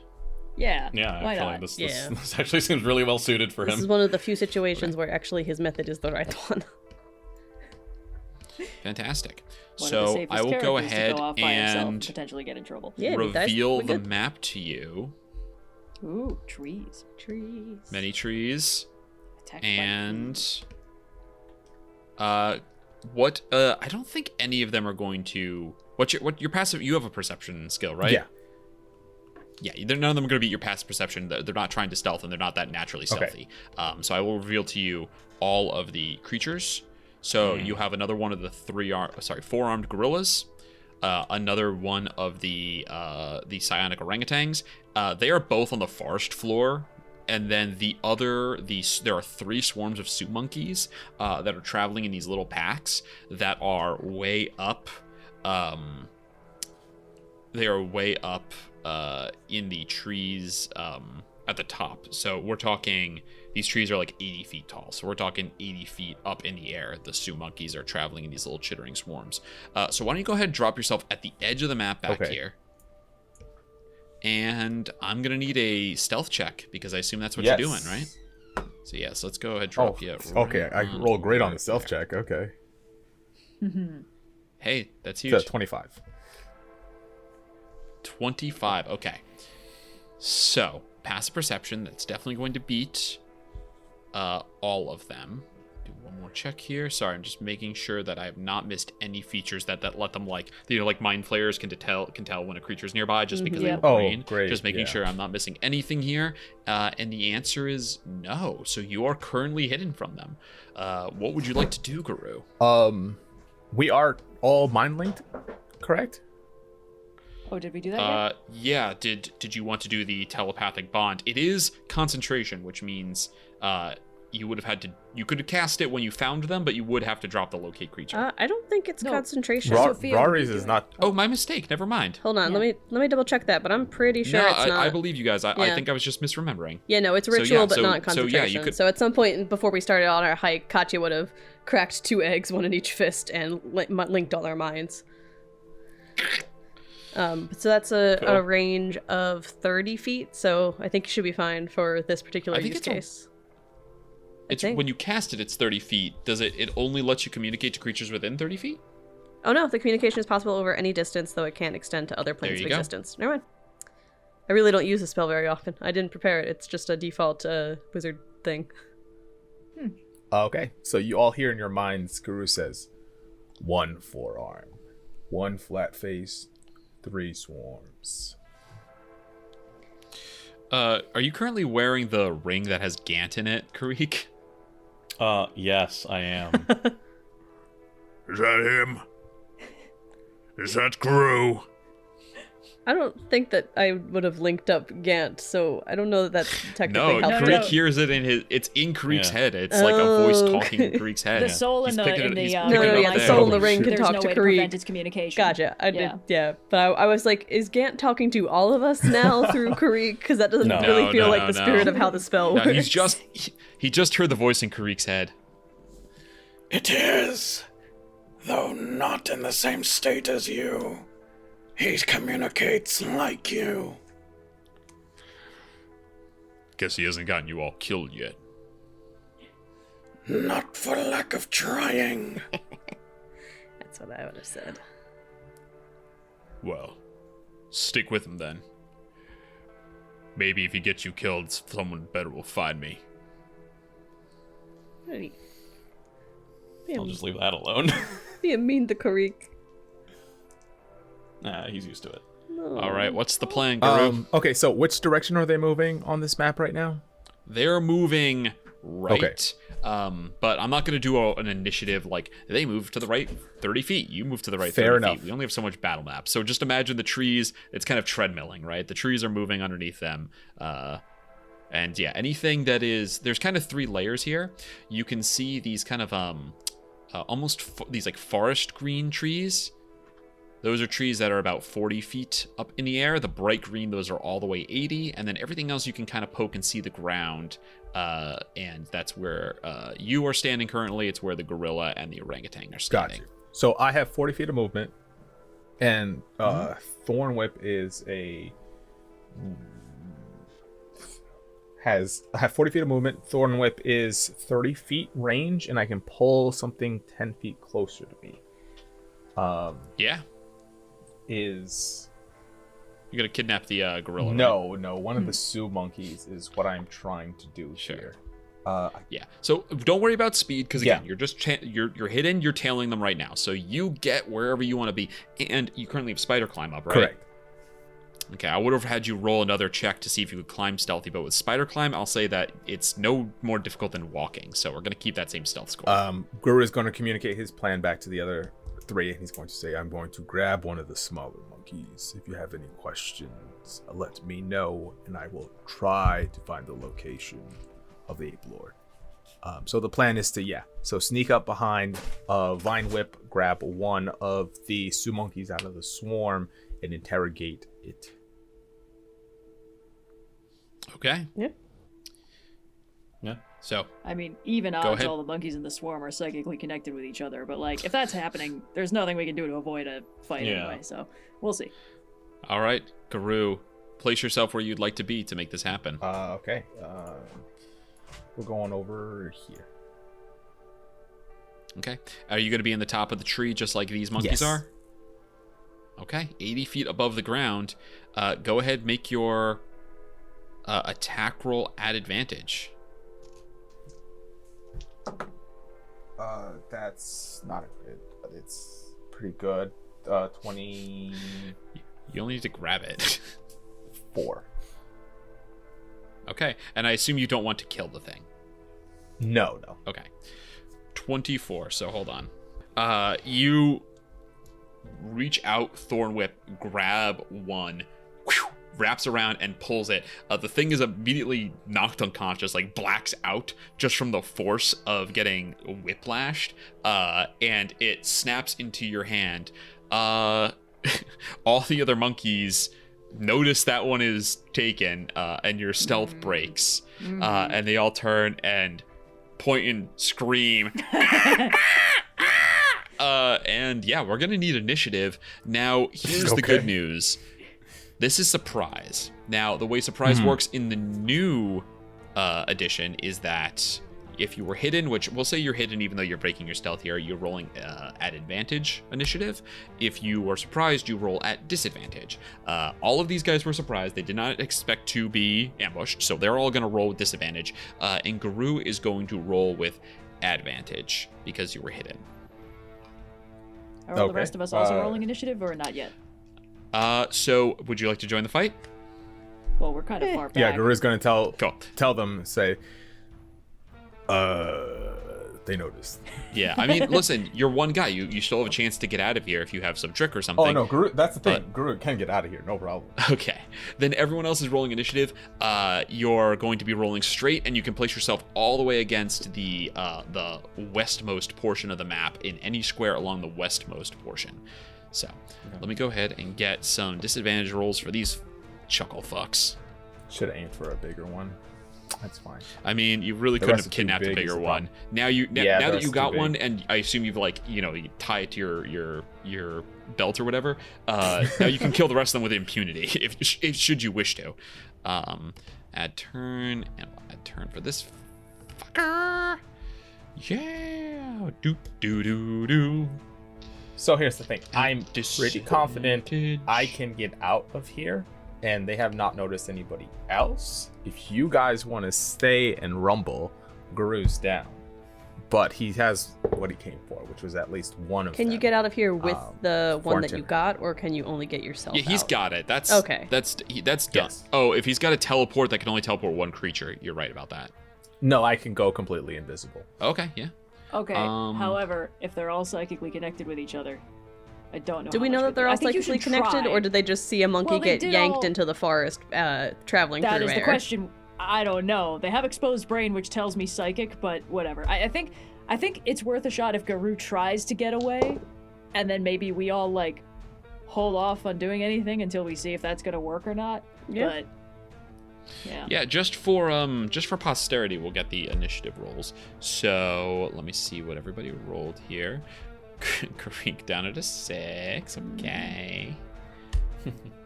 Tris at a 12. Disadvantage, right? All those guys rolled at disadvantage because they were surprised. Garou, you rolled at advantage because you were hidden. All right. We descend down. That is going to put Garou at the top of the initiative. So basically we had a held action that went off. And technically, I think in the old edition, it would have been a surprise round. What I should have done here is had you roll at advantage, all of them have disadvantage. I don't know. There's weird stuff going on with the way that the rules work. I'm still intuiting them. But you are currently in the treetops. Those huge dudes are 80 feet below you. Right now, the other 3 swarms of monkeys have line of sight on you. But their screen did alert the 2 apes, even though you're kind of there's no line of sight on you right now. The scream alerted them that there's something going on, so they know something's up. Damn shame that the gorilla's not going before you with his giant rock. It's gonna knock you out of that damn tree. Okay, Garou, you have the opportunity to do something here. Cool. Does the gorilla have initiative count? He should be. He's at 8. 8, I see. I don't think I see him in the turn order. Oh. Well, I see him. That's really what matters, isn't it? Yeah. It is not a problem. Okay. Garou is going to say, I'm going to try to get away, but I might be bringing a party. Hopefully we can get above the trees before that happens. Yes. Bonus action, I will Misty Step 30 feet back towards the party. Misty Step will only take yourself. Yeah, Misty Step is a solo thing.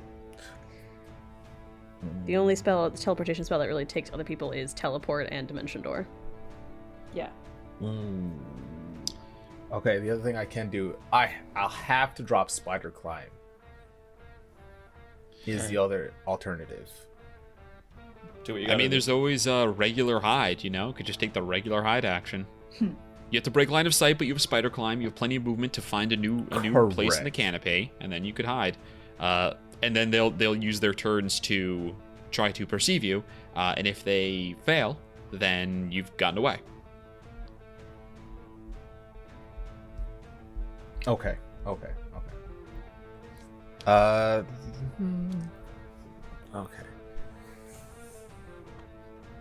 We will.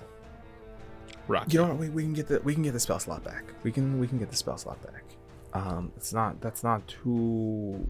I will use an action. I will cast Greater Invisibility on myself. Okay. So just so you know, Greater Invisibility will conceal you, but you will not be hidden until you take the hide action. So they still can see until you take the action to like actually like hide yourself. Your predator camo, they see you go invisible, and as long as you're moving, they can see where you're moving to. So they'll know what square you're in. I have to be able to take the hide action as well. Yes, being invisible is not enough to make you disappear from combat. Otherwise, invisibility would be the most busted spell, especially greater invisibility. They'll still know where you are unless you take the hide action. Well, then the most logical thing for me to do here would be I'd have to move 40 feet, take the hide action, I have a +6 to stealth. I mean, none of these guys are incredibly... correct. Incredibly good at spotting. When you have the invisible conviction, you experience the following effects. You roll initiative with advantage. You aren't affected by any effect that requires its target to be seen. Okay, that's attack rolls have disadvantage, and attack rolls that you make are at advantage. But nothing about being invisible makes it so that you cannot be targeted by. Gotcha. But if it requires a target to be seen, means that they don't know where you are. They can't target you with they couldn't cast. Trying to think of like a finger of death at you, right? That you have to see the creature, but none of that says you're gone. Too much Baldur's Gate 3 here. Okay, here we go. We will. I keep forgetting I have my talisman. I can give myself a D4 to skill checks here. Yeah, so huge. That's what we'll do. So we will move 40 feet back towards the party, and then I will take the hide action. Okay. Man, this is gonna be crazy if all these combats I set up, one of them you run away in round 1, and the other one you stealth grab one creature and then disappear. We're saving ourselves for the Ape Lord, of course. Yeah. Okay, so that is 19 total. What did you 19? Okay. roll, Wally? I rolled 11. Is he? Can I see Wally, or is he too far away? He broke his what do you call it? He broke stealth. He broke stealth to cast that thing. So he is currently, for this thing, visible. He is 80 feet in the tree. So I don't know if there's a range on your... The range is sight. So if I can see him, I can portent dice. So Wally, take a 15 on the dice roll instead. Okay. That is what does that get you? 22. Okay. 22, you go, you hide, move wherever you'd like to go. We are just going to go consecutively. If everyone else wants to hold their turn, we will just go consecutively and roll for the 3 creatures. Actually, and I wrote this down beforehand in case Wally decided to say, oh, I'm not going to move, right? For some reason you wanted to try something and not move to trick them, so that you wouldn't think I was calling bullshit. I wrote down gorilla throws rock. So what the gorilla's going to do is on his turn, he's going to throw the rock, which will explode and hit nothing. So that is his action. Now we will go to the orangutan. Orangutan going to use its standing leap. It'll jump 40 feet in the air to kind of these lower branches here. And then it will use its action. That's a bonus action. It'll use its action to perceive. No tricks here. It rolls with a +5. I will roll this in front of the group. 1d20 +5. That's a natural 1. +5 is 6. Punished. Let's go. These monkeys are... Give me one moment, because technically they're minions that I have adjusted, and I don't have their stats in front of me. There's a bunch of them going. I don't want to roll for each group. I think what I'm going to do is just... I'm going to give them a plus... I think that a +1 to wisdom is pretty standard for minions, but because there are 3 of them, I'm going to roll with advantage. However, +1 means they're going to need a natural 20 to see you. So I will go ahead and roll 2 d20s here. At advantage to see if they can spot you. Here we go. That is a 10 and a 19. A 19 +1 is only a dirty 20. Will not spy you with a check of 22. And they are gonna just start they're not gonna give up this search, but Garou, as the initiative comes to an end, if you guys all want to peel back away from where they're searching, then you are good. Is that what you'd like to do? Katya will get on Garou, the comms, like, be like, I propose that we all get on the carpet and get above the canopy, regardless of where they're searching. If we maybe regroup and do our interrogation in the sky. Ooh. copy that. The monkeys are in the canopy. I'm saying go The above the canopy. Yeah. There. Okay. Well, I mean, if we don't want to get spotted, we should stay below. Yeah, I think Wally's intuiting. You guys will be safe being kind of low in the. They'll see us in the sky. Like all they have to do is climb back up. All right. Yeah, we will. That works too. You guys Also, can't we'd have to get go. in the sky. We'd have to go find Garou, and then like 3 people on a carpet would be pretty visible. Yeah. Garou can find you guys, no problem though. Yeah. Okay. All right. Coming back on the ground, if you want to take the carpet somewhere in the understory, that's reasonable. You can hear them crashing a little ways away, but now you're talking 200 feet away with plenty of movement. They are not going to be able to find you, barring some sort of crazy, you guys casting a fireball or something like that. You see Garou appears Tarzan style out of the trees with so it's this adorable little monkey. It's got white cheeks, it's got a gray head and brown fur. It's got these little pointy ears, not rounded like among the little pointy, and the top of its head, it looks like it's been scalped, and you can see its exposed brain. Before Garou makes it back to the party, he takes a look at the creature and he feels a shiver run down his spine, sensation he got when he pulled a card from Katya's deck, and he doesn't know how, but somehow, but he knows that he wouldn't have really gotten away if Katya didn't help. But that's the intuition he's getting. Yes, I love it. I love it. You. No matter what you do, you're always going to fucking owe me. He makes it back to the party and he gently lays the monkey before them. It's easy. I'll walk up and be speech to it and try and be like, hello. We gotta wake it up, right? Monkey. It is unconscious, but Give however you'd like to wake it up. Shoulder Do I have nudge. like smelling salts in my herbalism kit? I think that seems reasonable, yeah. Crack some smelling salts under his little I was nose. just gonna poke him with the staff of possibilities. You're not allowed to give it to him, but if he's got some, he's allowed to use it. That's NFL rules. Don't worry about it. Okay. All right, crack some smelling salts. Monkey calls, but you guys are plenty far away at this point. It's just lost. The screech is lost to the din of the jungle. Just who's holding it? I assume Garou. Right? Yeah. Garou. Yeah. And how are you holding it? Like, are we like just hands on either arm, Batman like holding it by like the lapels, but it's so small? Or are you like holding it by the scruff of the neck or the tail? Like, how are you holding? He was this thing? actually gently holding it like a child. Well, it's I mean, you can hold it. You gotta lock your fingers because it's immediately gonna try to like scramble away from you. As soon as you the wake second it it up. starts resisting, big meaty bugbear hand sort of just pins it to the ground. Okay, hold it. Boom, down it. It's like push some ferns out of the way. Against a big tree root. This thing kind of like sitting up, holding it with one hand. It's got no chance of escaping. And starts to just kind of like boom, beat on your hands with its little fists. I I suggest you calm down, little one. It's just hyperventilating. Oh, Hey, I little think we should adopt buddy. it. I'm gonna reach into the hat of holding and what does a monkey eat?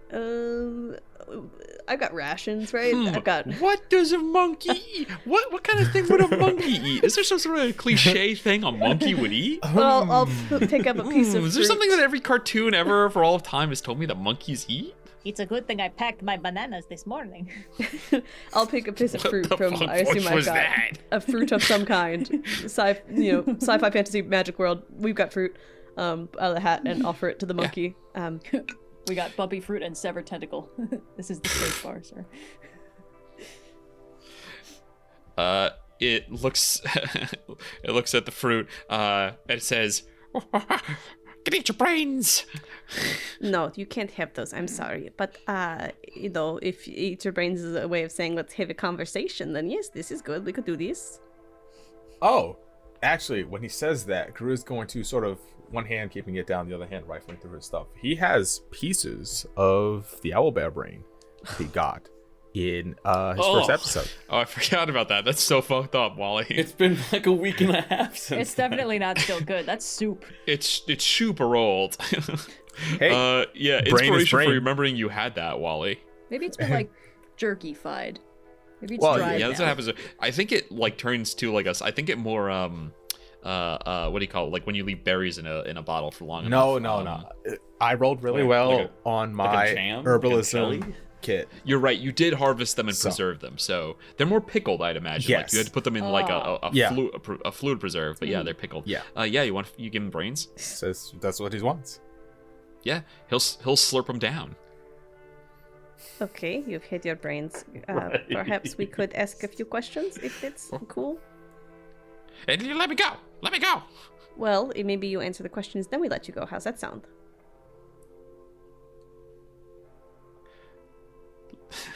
Roll a persuasion check. Oh, Katya's not great at persuasion, but we'll make it work. Actually, no, I'm proficient at it. It's still a +1. Could that giving him brains be part of my help action for Katya's? Yeah, actually, I think that's I couldn't think of a better way to justify the help action. Yeah, go ahead, roll with advantage, Katya. Great, because I rolled a 1 and a 20. Natural Oh 20. my god. So that's a total of 24, because otherwise it would have been a 1. That's my portent dice. There you go. That's your important dice. It's brains. You see the monkey looks at you, and its eyes kind of dilate as it looks in your eyes. Brings out a tongue, licks out some of the brain from between. It's got sharp teeth at the front, and then gives a nod. We are looking. Answer questions. Let go. We're looking for the ape lord. Where is it? Lets out a shriek. Do you know the ape lord? Let's a big nod. Fast shaking. Do you like the ape lord? You see, there's kind of like a doesn't really understand the question. Instead, the monkey says, "Ape Lord boss, very big, in charge." Yes. We need to speak to the ape in charge. Where could we find it? Ape in charge.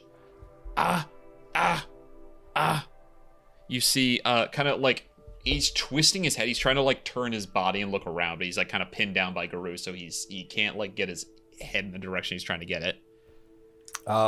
I will sort of move like off of the ground, pick it up, and sort of use him as like a compass needle. Yeah. Dousing No, with yeah, this for little sure. monkey man. It takes him a second to get his bearings, but then he's like dangling there, and he brings his feet up and he grabs onto Garou's arm. So he's like, you're holding him, and now he's holding you with his feet and one arm, and like sloth style, he's kind of hanging there, and he's looking, and then he points and lets out a shriek, and he says, "Under the water." Waterfall. Behind. Actually back at the plateau. Behind the Okay. waterfall. Yeah, he's not pointing all the way towards the waterfall. There's other water features in the jungle. It's behind a waterfall somewhere. Yeah, but he's pointing in the direction that it is. Yes. If I could pull, let's see, can I pull map? Let's pull map. There we go. Hold on. Yeah, so you guys are basically at the W. He's pointing basically due west, Elysiumward. He's not quite pointing at the Forbidden Plateau. He's pointing more in this direction. Gotcha. Okay. So a big waterfall. Yeah, the map is not a perfect. The map is an abstraction. It's not a perfect Yeah. representation of all the geography that exists. Okay. Behind the waterfall. Katya will switch back to Colin and be like, does anyone else have any questions for our friend here before we part the ways? He gave us the direction and location of the ape lord, or ape boss. They have sort of a hierarchy thing going on, it seems. What assurance do we have that this beast will not alert its lord that we are coming? I suppose we could try and frighten it into not doing so, but I don't know that we know for sure that it won't. We don't know for sure that it hasn't already. It could be telepathic. I do not know that the element of surprise is going to help us much on this one, though. We did already kind of make a bit of a scene at the crater, and then here again in the jungle. This is true. Garou turns to the creature and he says, "Would you grant us an audience?"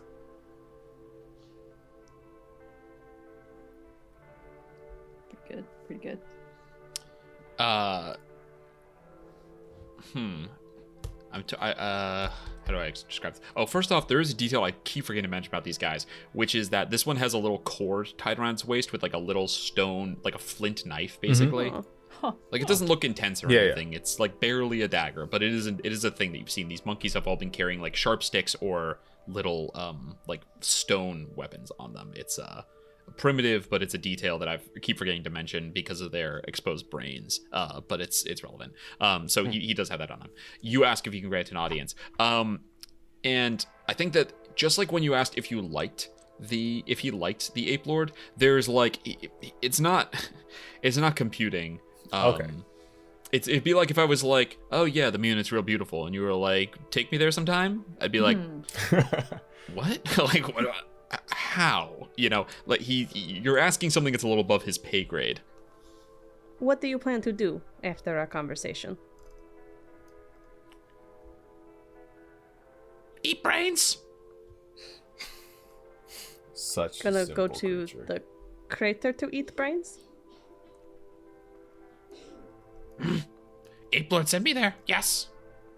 I have a pretty good gut feeling that this guy's going to go to the crater and try and eat brains of different creatures rather than run anything of the hierarchy. It seems like this guy is, he's not super interested in subterfuge. Very well. Perhaps not. I'm going to let you go now. You're not going to crawl out. You're not going to scratch out my eyes. You're not going to fling anything at me.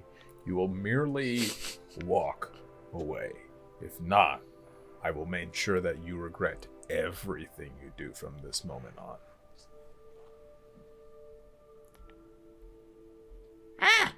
Yeah. Garou gently places him on the ground and he says, "Run along, little one." And he lets him go. You let go. He scampers up over to Triss, runs up into her shoulder, and starts to look in her ear. Says, "Brains in there?" And starts to like put a finger in, trying to get into your... No brains in there. And Katya will like just pick him up and put him on the ground and be like, go. Triss just like gives Katya the most outraged expression. No edible brains. You don't want to have edible brains. It's the principle of the thing, that's all. Technically, they're all edible. I don't like how many of us in this group have eaten brains. Too many. It's coming up too frequently. If prepared correctly. Quite delicious. Right, we're going to go to a waterfall, and behind it is a big monkey we have to fight. Excuse me, ape we have to fight. It's important to be precise. Indeed. I'm ready to go whenever you are. The monkey disappears back into the jungle. You have a heading. Could I make the suggestion Alright, let's that go. we attempt to, not through any magical means, but just mundanely perhaps, be a bit sneaky in our approach? You know, we can talk in our brains, so that's quiet, but as we move on foot, it would probably help to not run into any other apes on our way to the big one. I'm suggesting we make a stealth check. I'd be game to try. Yeah, that's fine. I love Pretty justifying using in-game dialogue to justify it out of game. Yeah. Look, if there's one It's thing I'm possible going to do... that we could all attempt to be more hidden and silent as we move along. There are two sides of Stealthy, the coin baby. of Sophia's gameplay style. Side one is a diegetic reason for us to make a stealth check, and side two is Home Alone 2 Lost in Sigil. And those, it's wildly pinging between them. They're both two sides of the same On coin. a scale of 0 to 20, how intelligent are you? Yeah. All right, fantastic. Well, you guys moving out.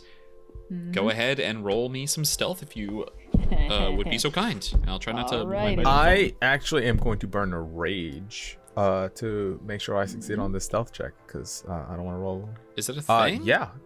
So 6th level it's a barbarian feature in primal knowledge. While you're raging, you're better at stealth?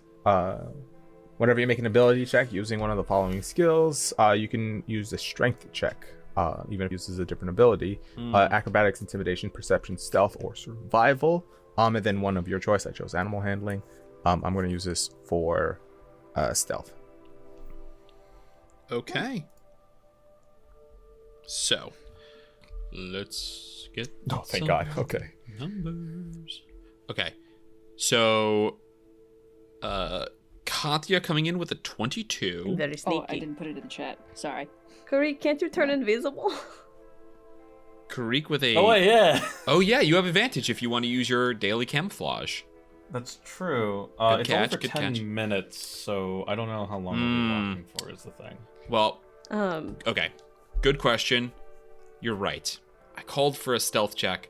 The rage is technically short. The camouflage is technically short. Really what should happen is when you start to get close to where you're going, right, call for the stealth check, right? Like, it's not that you're stealthing here. It's that you're moving silently the whole time. You told me you're stealthing. When the opportunity of being spotted occurs, that's when the stealth number needs to be rolled. So let's go ahead and say that these are when you get to where you're going and you have the opportunity of being spotted. This is what it's going to be. So then if we get closer, Garou's rage stands. You can use your thing. So Garou gets the 19. Do that. I'm going to throw another Kireek D4 on top of that because I can't have Katya beat. Okay.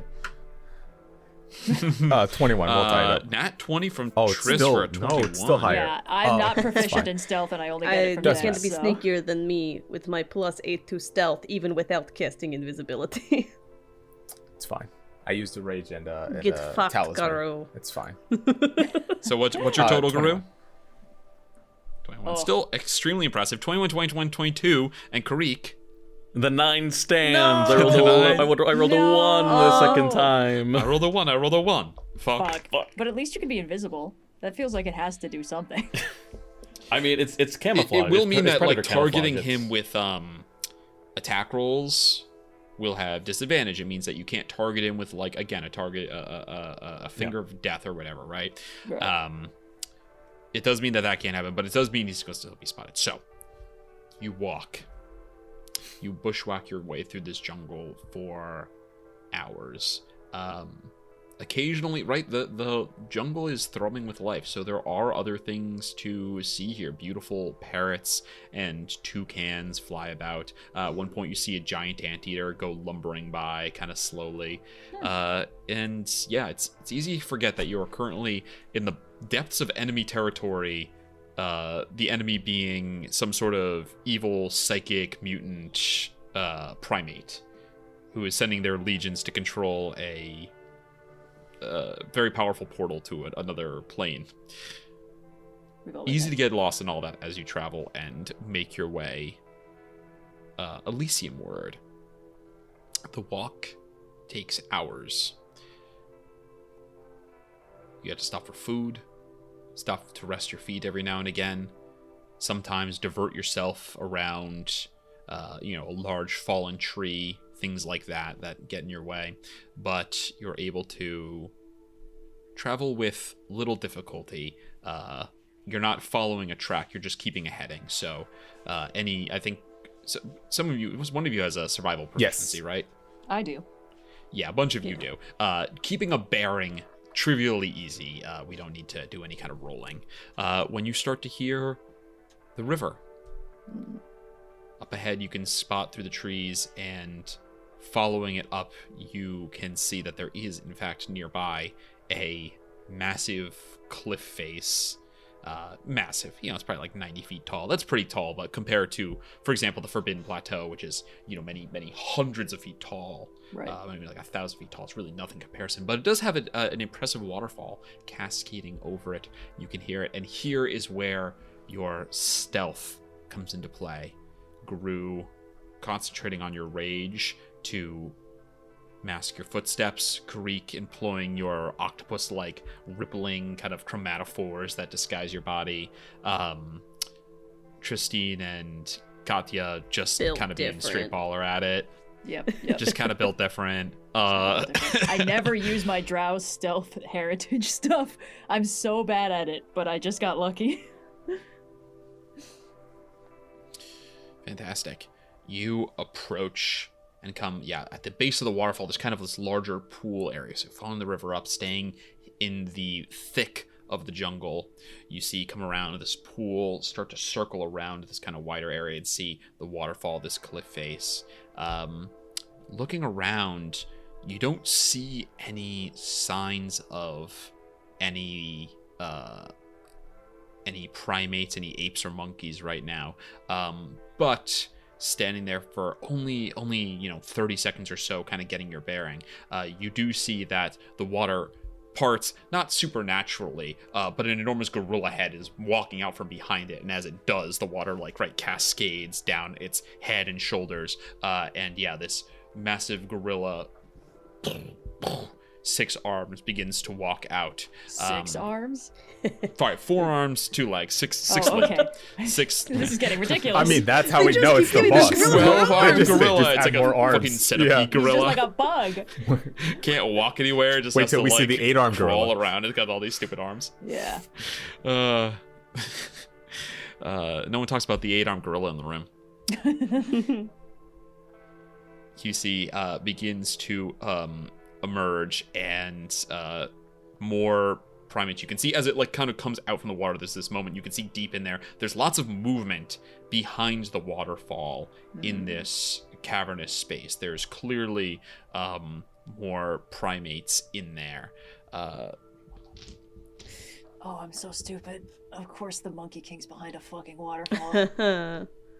God damn it. This is like my thing. At least it wasn't under a mountain. True. Oh, by the time we're done with it, maybe it will be. I can't drop a mountain on him. I can drop him on a mountain. Wow. Does anyone have a passive perception of 20 or higher? Mine is 20. No. Oh. Oh, mine is 19. Yeah.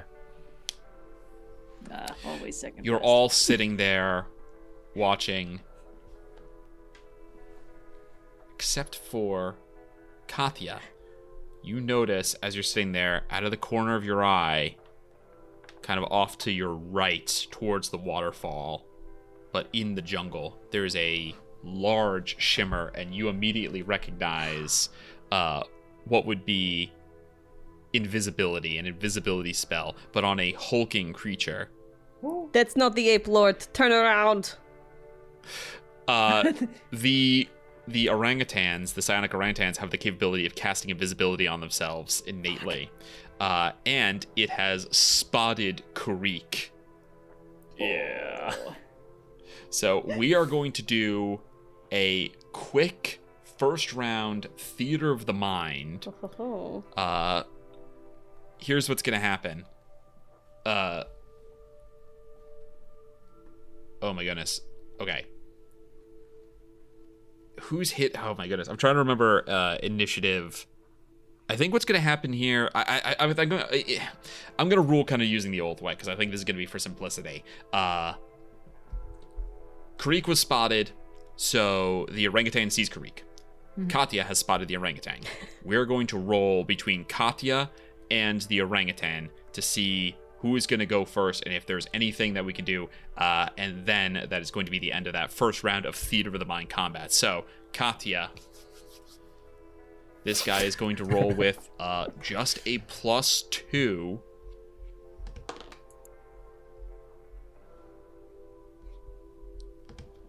What is your total? What am I... Is this initiative, or...? Yep, just initiative. Cool. With a 19 plus 8, that is a 27. Oh my goodness. No way on God's green earth that this guy beats you. Get fucked, orangutan. Oh, with a natural 17 for a total of 19 too. All right, we're going to do this first round, just the two of you. You are going to get the drop on this orangutan, currently invisible, right? So you know where he is, but certain spells cannot target him. Do I get the inclination that that is the ape lord, or just that this is a... Like I said, no, this is you. It looks like one of the, again, it's Predator Camo. He looks like one of the orangutans you've been seeing. Awesome. I'm going to... What's a big gun that's not going to blow all my spell slots? I think it is most important to try and break this thing's concentration, so... let's go with fun and funky. I'm gonna do a 5th level mind spike. If I could have this guy make a DC 18 wisdom save as Katya like turns to look at it, kind of like tracks it with her eyes, and then just points out with her hand straight at where it is and tries to like focus in Psylocke style on its brain. Cool. All right, here we go. Oh, it's blind sight too. Cool. That doesn't help with hidden. If you're invisible, but it can see you, but you're not hidden, it can see you, which is what's happening with Kireek right now. It doesn't just know where it is; it sees him, so it wouldn't have disadvantage or whatever. If you are hidden, that means like it doesn't matter if it has blind sight. Like you're hidden from it. Doesn't It just doesn't know where you are. Yeah, it doesn't know where you are. All right, here we go. That is only going to be a low. It's going to be a low. It's All right. Low number. So he's gonna take like a 7 maybe. 68 psychic damage unless it is resistant, but also it 68. 68. Which is still. Was your first day at D&D school, Red? Come on. I was very briefly feeling tremendously inadequate. Katya really doesn't have high. She has a couple big guns, but no like real high damage spells in the way that Triss does. Trystine fucking took hold of me for a minute to be like, that can't possibly be right. Critically, I will also, until the spell ends, know this target's location, so he cannot hide from me. Okay. Okay. Fantastic. Okay, let me get his HP down. Okay. You cannot hide the primates from me. Roll. 31 points of psychic damage. Ooh. Damn. And it gains no benefit from the invisible condition against me. Okay, yeah, immediately to you, he appears. Fucked up tiny eyes and big teeth and all. This is an ambush. Right. He is there. You did cast a spell, which means you are no longer hidden. Yes, I am visible. Ha! I stand there menacingly. All right. So I know what he's gonna do, but who's he gonna do it on? Oh man, he actually has. He's got a couple good things he can do.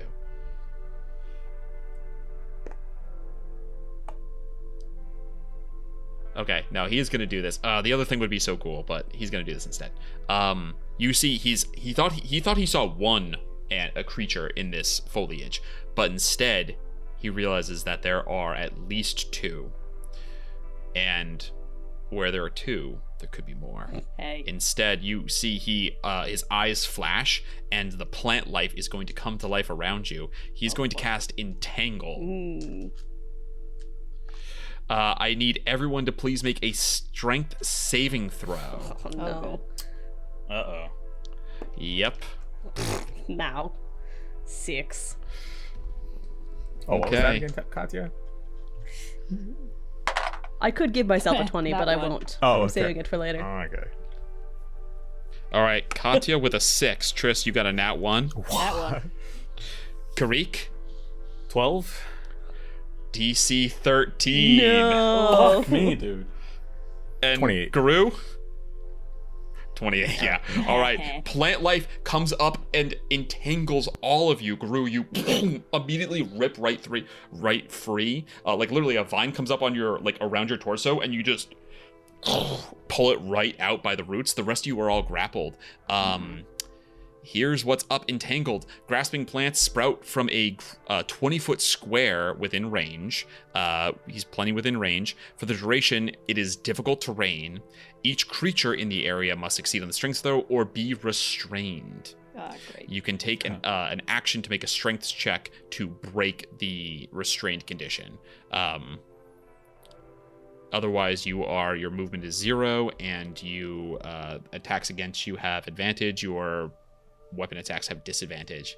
The din of the spells being cast, the plants going, catches the attention of the gorilla that is in the pool, and we are going to roll initiative next week. Whoa! Because that is where we're going to call it right here.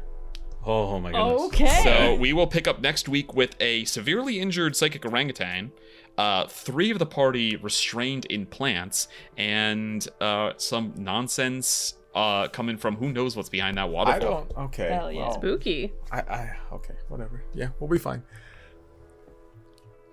So, yeah, thank you all for joining.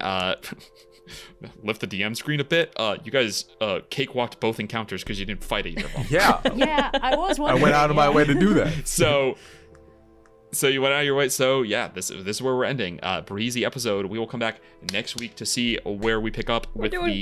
We're doing great, guys. This is Ape going to Wars, be no so problem. bad. It's going to be really bad. On this ape army.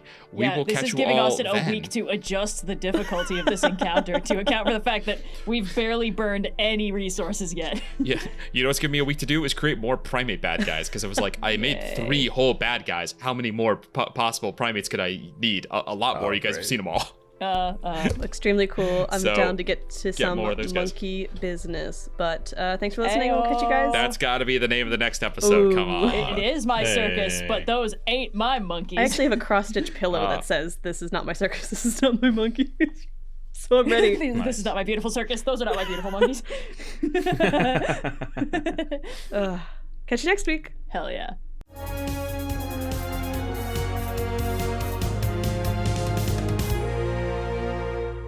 Thanks for listening to this week's episode of Hunting Party, a Rolling with Difficulty campaign. We'll return to the Beastlands next week with another thrilling quarry, but if you miss us before then, be sure to check out Rolling with Difficulty on socials and our Discord server. If you enjoyed the show, please rate us and leave a comment or review on your preferred podcast platform, like and subscribe on YouTube, and if you really enjoy the show, consider becoming a patron for even more exclusive benefits like monthly bonus art, fictions, and more created by our cast. I've been doing a series of the Deck of Silly Things cards, illustrated and with little descriptions about what they are and what they mean. So if you're interested in that, definitely go check that out over on the Patreon. Got all that, knights? Good. The trail is still warm. Time to resume the hunt.